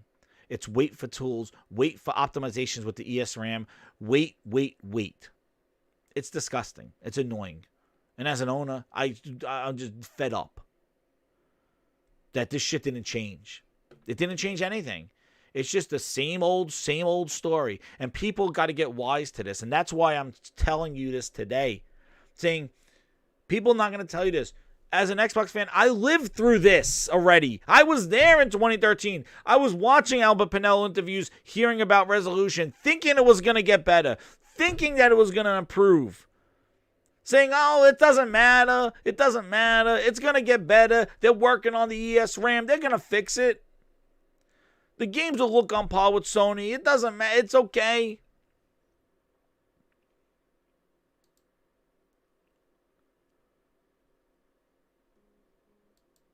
And it's not. It didn't get better. No matter, they pulled Kinect out of the box. They got rid of Snap. They got rid of everything that made them Xbox. And then they said, fuck the console. They just went right to PC. It didn't stop. It just kept getting worse. And worse. Ronda Rousey get better when the tools come out. But I'm just saying, like, my example of Ronda Rousey thing is that, you know, she was, you know, if you're going to say I'm the world's best, like, most powerful thing, a weaker console should not outshine you in a head-to-head, right? Because as soon as you get that one haymaker, as soon as you get that 1 ounce of doubt, now your claim as the world's most powerful console holds no value. Because you are making that self-proclaimed thing. Nobody's saying, like, oh my God, you know what? The Xbox is the most powerful console ever. Yeah, looking at a spec sheet, but when you look at the games, nobody's saying that. And that's why the Digital Foundry is perplexed. They're like, whoa, because you want to know what? They would sold a bunch of cereal and bananas when they were asked the magnets and put it together with the long-bearded guy. The long-bearded guy told them bananas and cereal, and they used the magnets, and they put the shit together, and they were all happy, and he's like, this is the world's most powerful console. We architecture this thing to be the best console. Then why the hell is the grass missing in this game? Why the hell is Assassin's Creed dropping down to 40 frames per second and 60 on the PlayStation 5? And why the hell did I spend $500 on a machine playing old-ass games, not remastered, not remakes, nothing? You just gave me the old same-ass game with the same-ass assets. Slap on a tramp stamp of XS. And then tell me that, tell me that it's the best place to play, and I find out it's not. And I gotta wait for some tools after spending $500. Know how many fucking tools I could buy for $500? I could buy probably like fucking 2 toolboxes. But I spent $500, and I gotta wait for tools. And then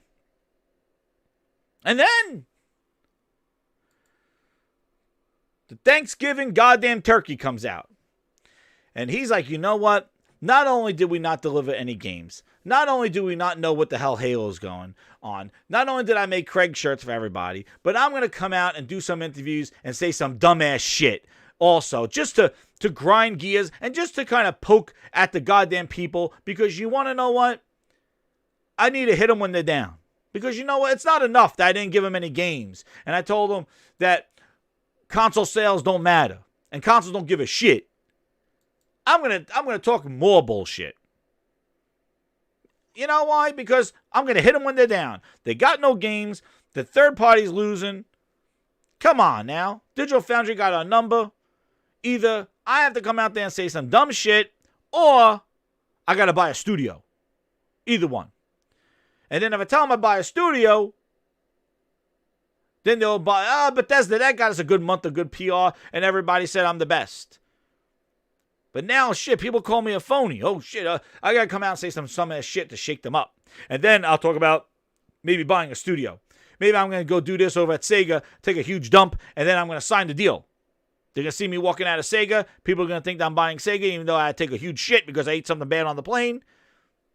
I don't know. But I'll buy Sega. Maybe I'll go take a shit at Konami. I'll come out of there because I got to take another dump. And then maybe think I'll buy Konami. That'll spread on the internet. And maybe people will leave me alone and not realize that our console is waiting for tools. You know? Phil has gone to Japan. He ate something bad on the plane. Took a couple of shits. He walked out of the headquarters. People think they're buying them.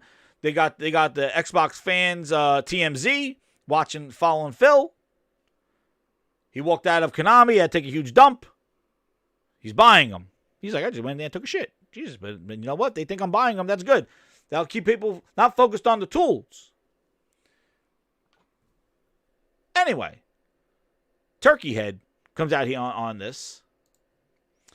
And he goes, you see the title. Grinders, you see the title. What's he doing here? You see the Phil Ness title. Tribalism. Who's this guy? Oh, no. Whoa! What's this? Like, you created a brand. You created a loyalty. You shit on these people. You shit on them. You didn't give these people games. You had Dopey in the middle wearing an Ori costume. And you come out and say, yeah, I don't want one to fail for me to look good. Obviously, you got to step it up. You don't want to go into a boxing match and have the other person just throw the fight and say that, and then you go around saying I'm the best. Meanwhile, that person just flopped. You didn't prove yourself. Of course. But like I mentioned full circle before, you didn't even try. Sony, but people were sitting there thinking Sony was afraid. Sony was going to fail. Sony was going to do the go get a second job for the $700 console. Sony was going to have no games. It's a new regime. Jim Ness and all those guys, the Boyles and all that, they're gone. Boyles is gone. They're all at it. It's a new regime. Sony's different now. Microsoft is moving ahead. They're buying studios. They're building. Microsoft's coming out full throttle. Sony's afraid. So, Phil got them shook. That sounds like a lot of asking Sony to fail or stumble so Microsoft could capitalize on that. And you want to know what? Sony did it to Xbox. So people want revenge. Phil says that's true. He don't like it. And he says it's on both sides. And I agree. But Phil, that still doesn't mean there can't be... You cannot look at the others as competition and be a little cutthroat. And why would you buy Bethesda if you don't want to create this kind of like this thing? Like you don't want to create this dichotomy. Like if it's all about gaming wherever you are, then why would you isolate studios under your brand then? Like why would you be scooping up studios if it's not about a brand? You know, like you're basically locking down stuff to your platform or locking it down to your brand, but you want to be friends. You think Sony's happy that you bought Bethesda? Do you think that Epic Store may be happy that you bought Bethesda? And you're still being shady about what you're going to do with it? I think they're going to go multi-plat because that's the only way to go. Maybe timed exclusivity on Game Pass. But you have this FanFest thing, and what's sad about the FanFest is that it's a celebration of Aaron Greenberg and Phil Spencer executives. And it's a celebration of just Xbox as the brand. But bring the games, dude. It will be so nice to having content and IP, and that's why it frustrates me so much. They should be celebrating Halo. Just like if you go to the Sony's event and the Nintendo's event, people are Nintendo fans, but they're not there just like, rubbing themselves in Nintendo stuff. They love the characters. They love, just like Disney. Like, you like the items, you like the production. This is the thing, and it's so hard to put it in words, and I'm trying to relay it, but you celebrate the output of the company. You don't celebrate the company itself. You know what I mean? And that's where I have this weird feeling where you're celebrating Xbox of what Xbox meant, but you're not celebrating the output of Xbox because the output has been slim to none. Like, you go to a PlayStation, so it's still like you come here and celebrate Xbox, but like I don't see one goddamn branding of a game in this picture. All I see is the brand of Xbox. And what sucks is that this word Xbox doesn't even mean what these people are talking about. It means Android phones. It means PC. It means all this other stuff. And as I mentioned before, what drives me crazy is just it's about everything but the games. And it is the Tale of Two Phils. If you go back and watch my video of the Tale of Two Phils, yeah. He said this. And what's crazy is that The Verge used the same goddamn picture. Phil taking a dump picture. And these two things. Like, he just put all the dumb shit he says under this photograph. And yes.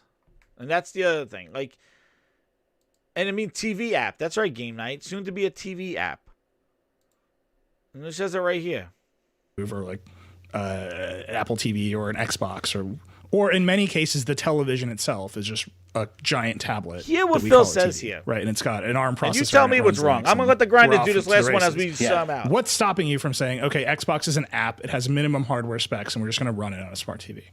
I think you're going to see that in the next 12 months, right? So I don't think anything's going to stop.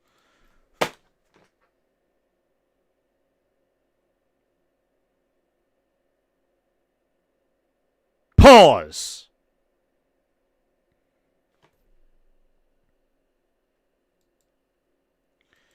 This is what grinds my goddamn gears.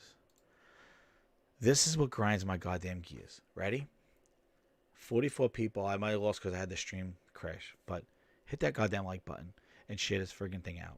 And if you want to timestamp this goddamn thing.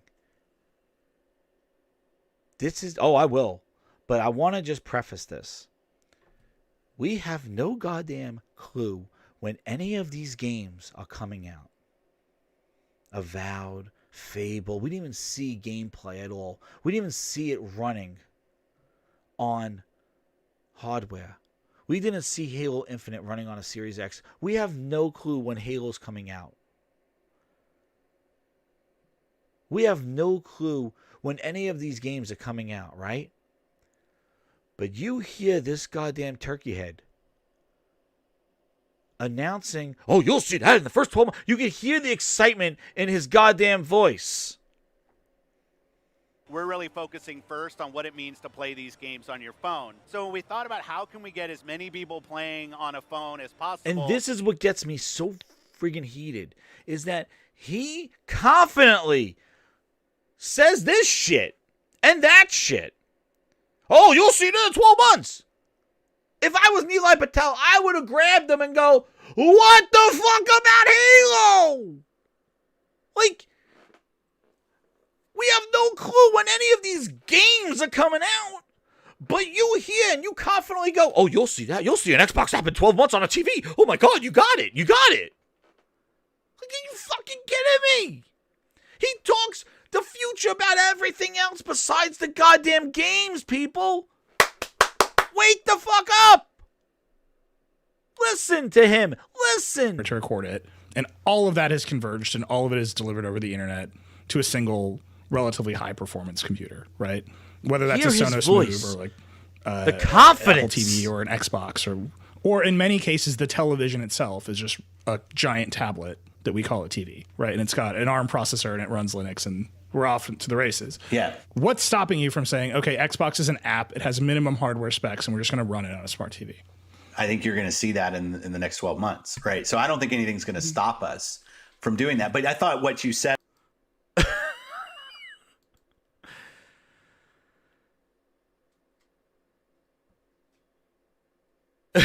Like, seriously. This is what I'm talking about. This dude will tell you about everything else besides the games.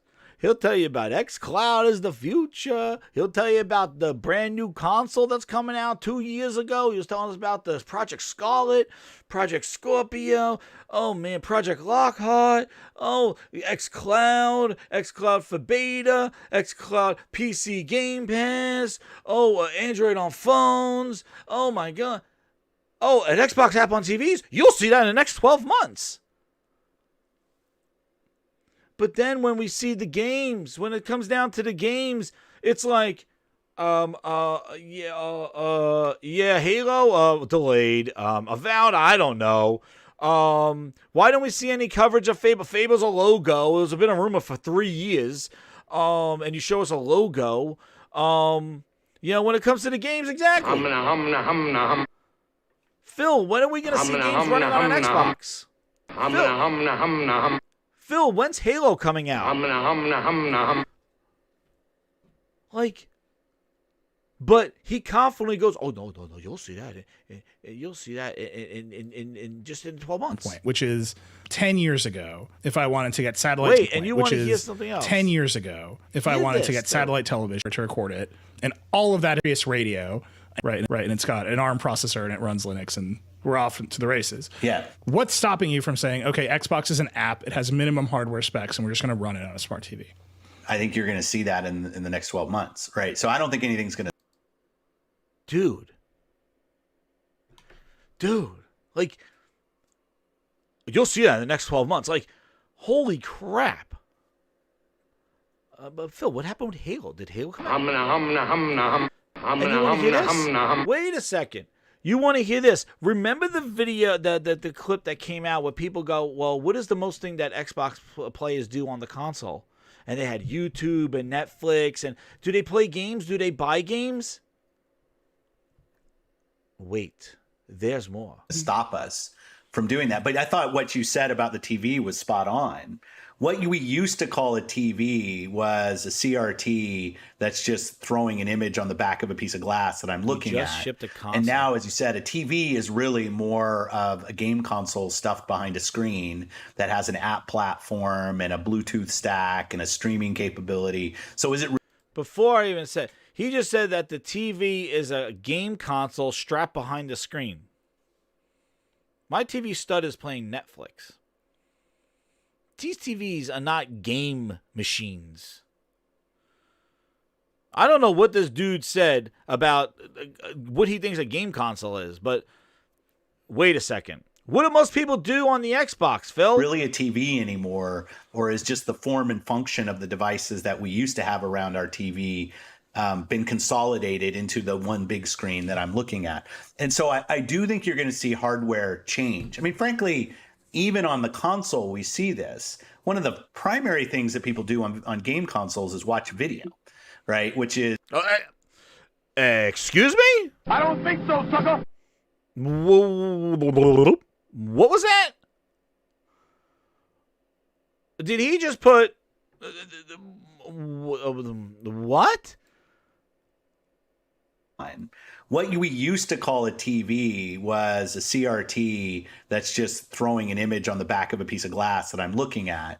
And now, as you said, a TV is really more of a game console stuffed behind a screen that has an app platform and a Bluetooth stack and a streaming capability. So is it really a TV anymore, or is just the form and function of the devices that we used to have around our TV been consolidated into the one big screen that I'm looking at? And so I do think you're going to see hardware change. I mean, frankly, even on the console, we see this. One of the primary things that people do on game consoles is watch video. One of the primary things that people do on game consoles is watch video. You want to spend the rest of your life with your head up your ass? Be my guest. I almost fell out of my goddamn chair when I heard that. And what's funny is that stat did show that people watch Netflix. Like, do you realize why they watch a lot of video on your goddamn console? It's because you put a fucking HDMI port in it and people watch TV on it. You did that. But if people primarily use their consoles to watch video, Phil, then explain to me why an Amazon Fire Stick and a Roku box even exist if everybody is using their consoles. They're $200 Wiis and they're $300 Xboxes. Like I don't understand. People use their console and watch video. I understand you would use your console and maybe watch some video. But he says the primary thing that people do on their game console is watch video. Is this your man? You want to spend the rest of your life with your head up your ass? Be my guest. Not playing to win is like sleeping with your sister. Sure, she's a great piece of tail with a blouse full of goodies, but it's just illegal. I don't play this game. Consolidated into the one big screen that I'm looking at. And so I do think Let's you're going to see get out of this hardware one. change. I mean, frankly, even on the console, we see this. One of the primary things that people do on game consoles is watch video, right? Which is they watch Netflix and Disney Plus and Hulu and everything else.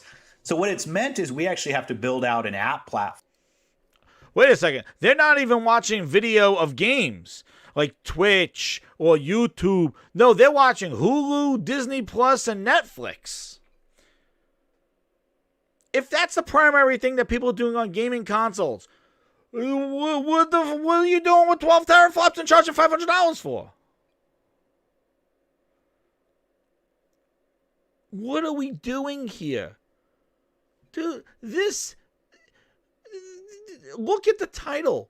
Nilay Patel talks to Phil Spencer, executive president of Microsoft, about the launch of 2 new Xboxes. And this dude is saying the primary thing. And if you listen, he almost stuttered. He was going to say the first thing that people do is video. He says the primary thing. Guys, this is going on the grinds board. You're going to be hearing this thing because this is insane.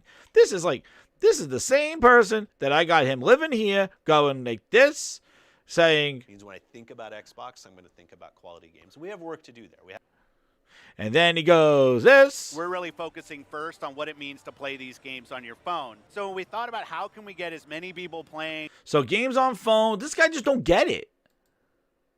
Streaming capability. So is it really a TV anymore, or is just the form and function? Xbox didn't do that. So I think you're this. One of the primary things that people do on game consoles is watch video. Right, which is they watch Netflix and Disney Plus and Hulu and everything else.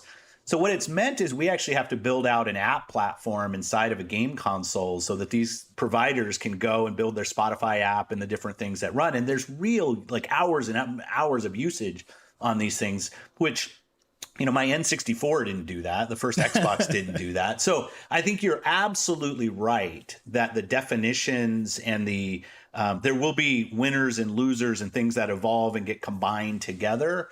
I think what I'm saying is the amount of compute capability in my home, I think, has increased with the number of streaming signals that have come in, not decreased. And I think gaming will be one of those things as well. Let's take a scenario of, my kids want to play the same game on multiple televisions. Is there going to be something that keeps all of the local inputs for low latency and other things in my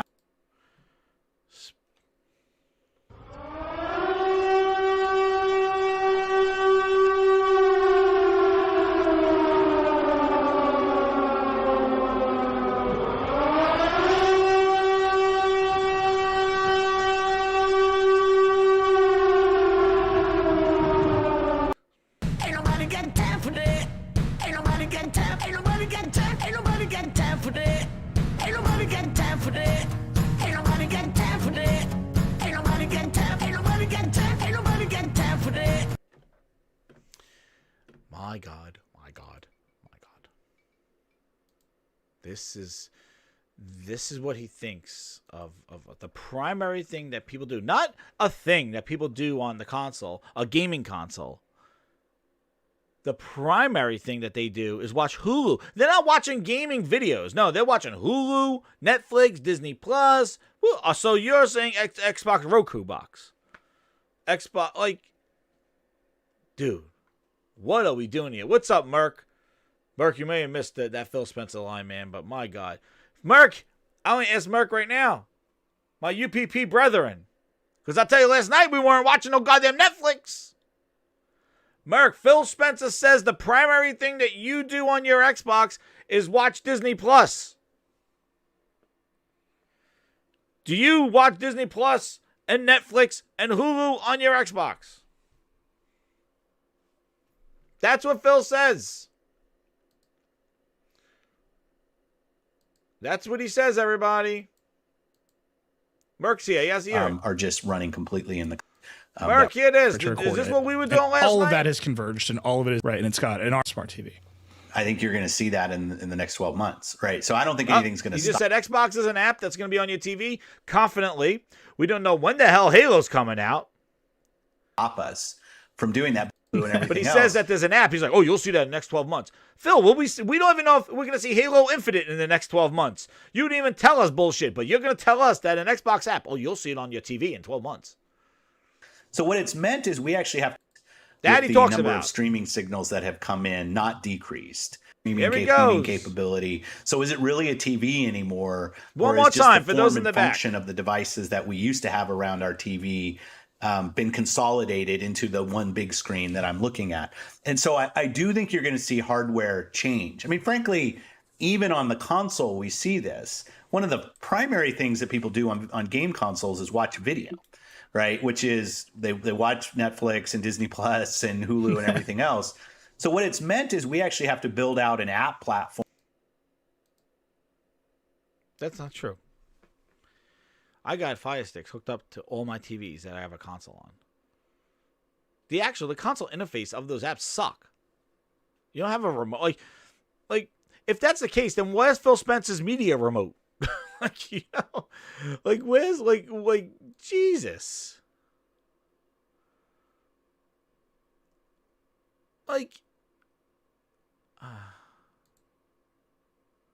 That's what he thinks. That's what he thinks. You know what? Let's see.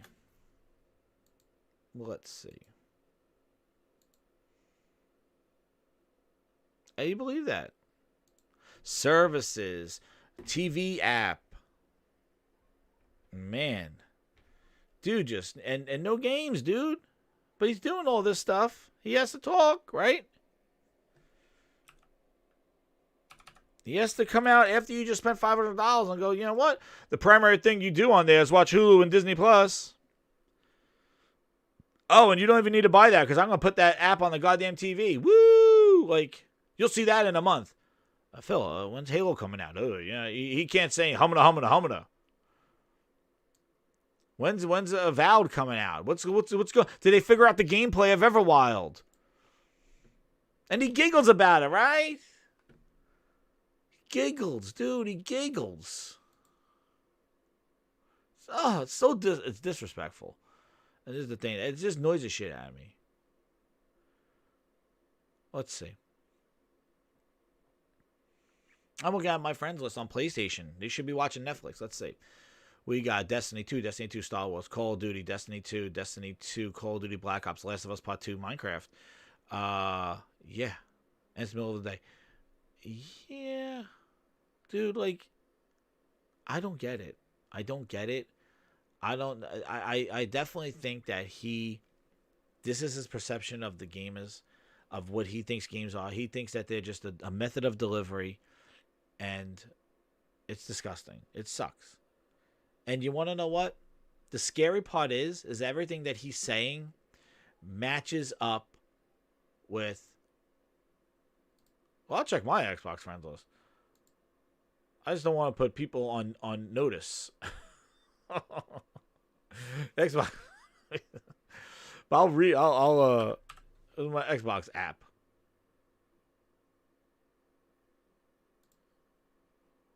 But the freaky thing is that the stuff that he's saying, it really it really is matching what he's delivering. Just like he said, I don't need a big game at launch. I don't need a big game. I don't need a big game at launch. I don't need one. So he said, he's like, I don't need a big game at launch.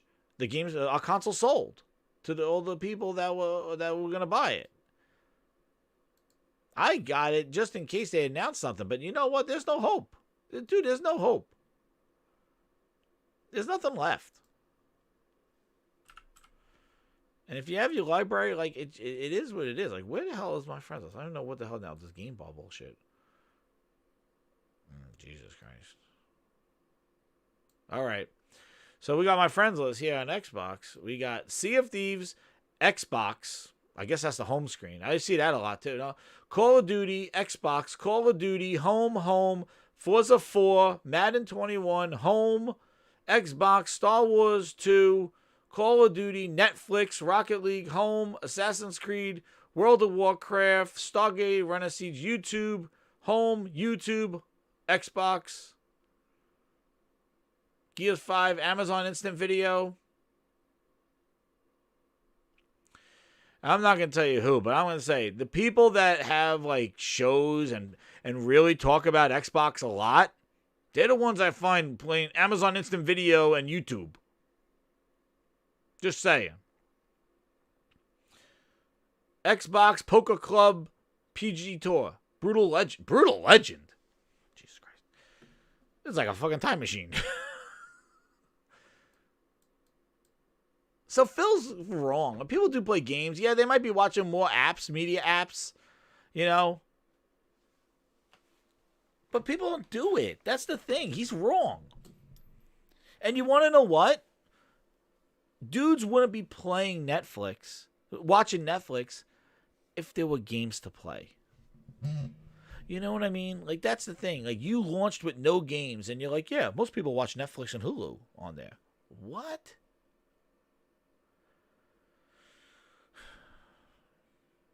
Just sucks, man. It did that. I almost. And what drives me crazy is how confident he is, and he's being a turkey. I'm telling you, Pitch Black, like that was basically how I felt launching the Series X and playing it, thinking that maybe there was some kind of like thing I was missing, right? And and then they got PC dudes on there too, like they're playing WoW. WoW's not on an Xbox platform, but they'll show up because they link their gamer tag. I'm like, to Steam. I was like, oh, okay, so everything they're playing on Steam is now on my friends list, but. Like, it's just, it is like a way down memory lane. And I said it before. It's like going back to your old stomping ground and being, yeah, this place had gave me some good memories, but, I've moved on. And this place is not what it used to be. Amazon,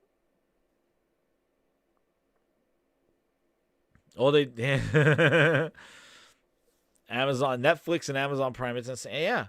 So maybe Phil's right. He has the data, But you want to know what? That's because Xbox was a media box. It was presented as a media box, and with the HDMI's and stuff. And but he says the primary thing you do want to. And what's crazy is like he doesn't say on console. He says on the gaming console is watch video, and you're like, oh, maybe watching gameplay, right? No, watching Hulu, Disney Plus, and Netflix. Wow. So if he sees that he's selling you a 12 teraflop machine so you can watch Netflix, why does he have to give you games at launch? See? Now the carpet's matching the drapes. Now the shit's making sense now. Why is he not investing millions of dollars in a whole bunch of brand new IP or reviving old IP and redoing like a Demon's Souls, making sequels to games? Why? You're watching Hulu. I just got to give you the app. Buy my console. Oh, and by the way, just subscribe. We might throw some games in there, some passion projects, low cost to us, but you are subscribing, and we're just going to give you this idea of quantity, so you just keep paying me $15 a month. And you don't have to worry about it because you're not paying for these individual games. So it's part of your subscription. It's part of the buffet of Phil. It's making sense. And this is the shit that bothers me because I want them just to make some goddamn games. And it just seems that the path that they're going, we're not going to get. I don't think we're going to get this shit. We're not going to see the Halo versus Metal Gear Solid exclusive summertime winter battle. We're not. It's going to be, we got Sea of Thieves and State of Decay 3s and some passion projects and some games that,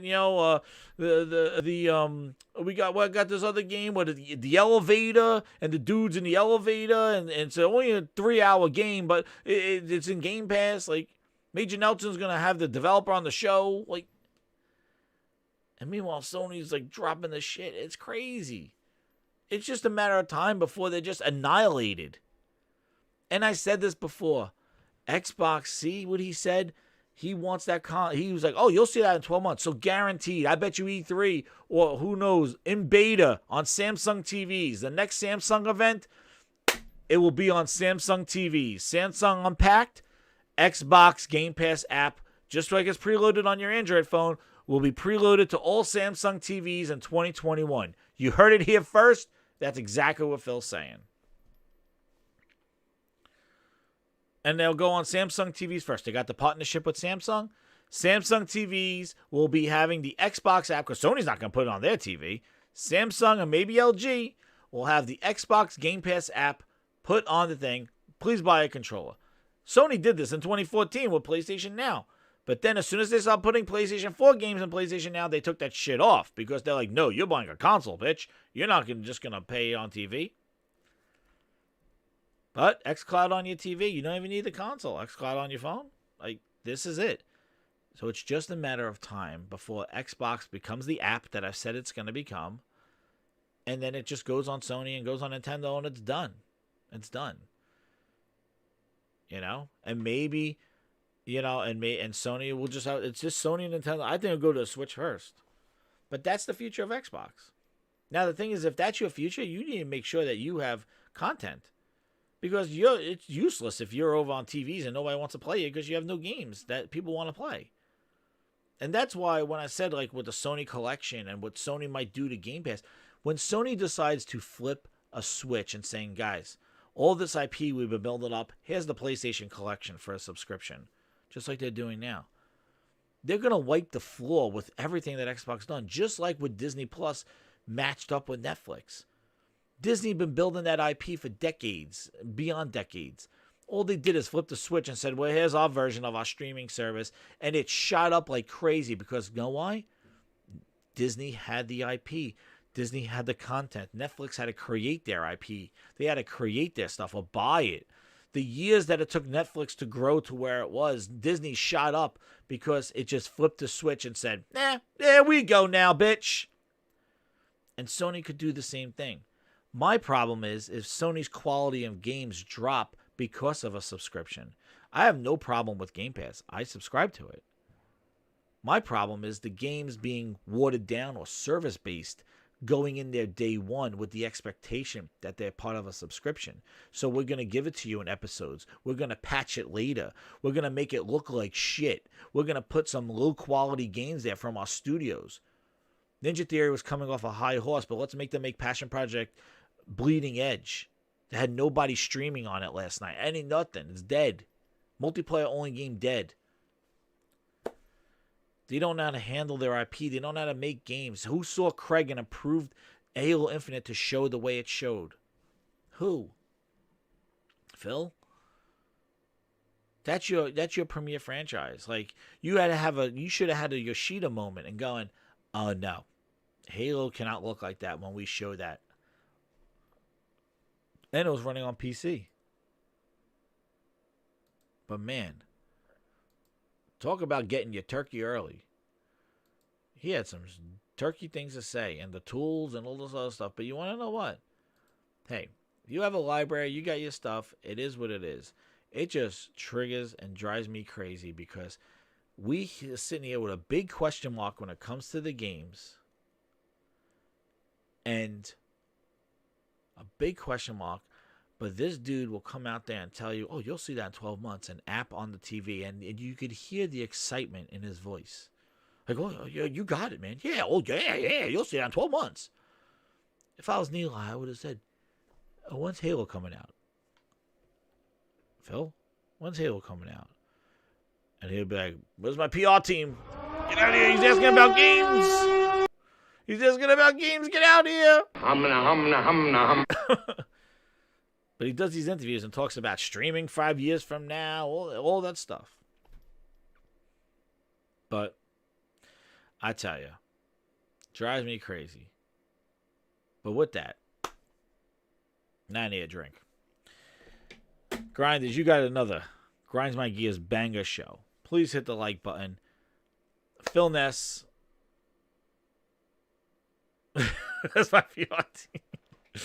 He's asking about games. He wasn't supposed to ask about games. He's supposed to talk about TV apps. Let's get him. But I want everybody to have a happy and safe Thanksgiving. Thank you. Please enjoy your games, no matter where you game, because I don't believe everybody just watches Netflix on their gaming console. Nobody spends $500 to watch Netflix or Hulu or Disney Plus. But I want to thank everybody for coming here. Game where you game and enjoy the holidays. Keep trying if you want to get those consoles. Keep trying. Hopefully Walmart. I'll be looking. I know some people in the community want, if I could find anything, I'll definitely let you know. Thank you, Pitch Black.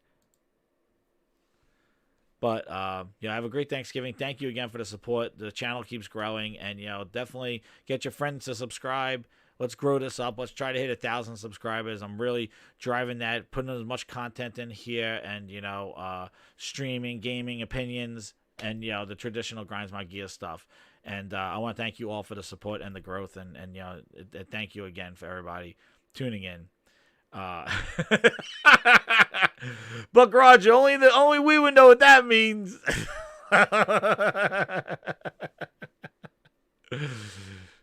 You know, you go by saying, hey, well, we know what that means. But thank you again, everybody. And with that, have a happy and safe weekend. I'll see you on this channel. I'll probably be streaming some stuff. Definitely, maybe tonight I'll do a stream or stuff like that, or you know, definitely over the weekend. But with that, I want to thank you again. He's gonna drop a megaton. Oh man, you guys are hilarious. Well, thank you again, everybody. Again, this is Grinds My Gears, Jet7780. Hit that like button, hit that subscribe if you're new here, and go follow me over on Twitter. And have a happy and safe Thanksgiving. Thank you again. Talk to you guys later.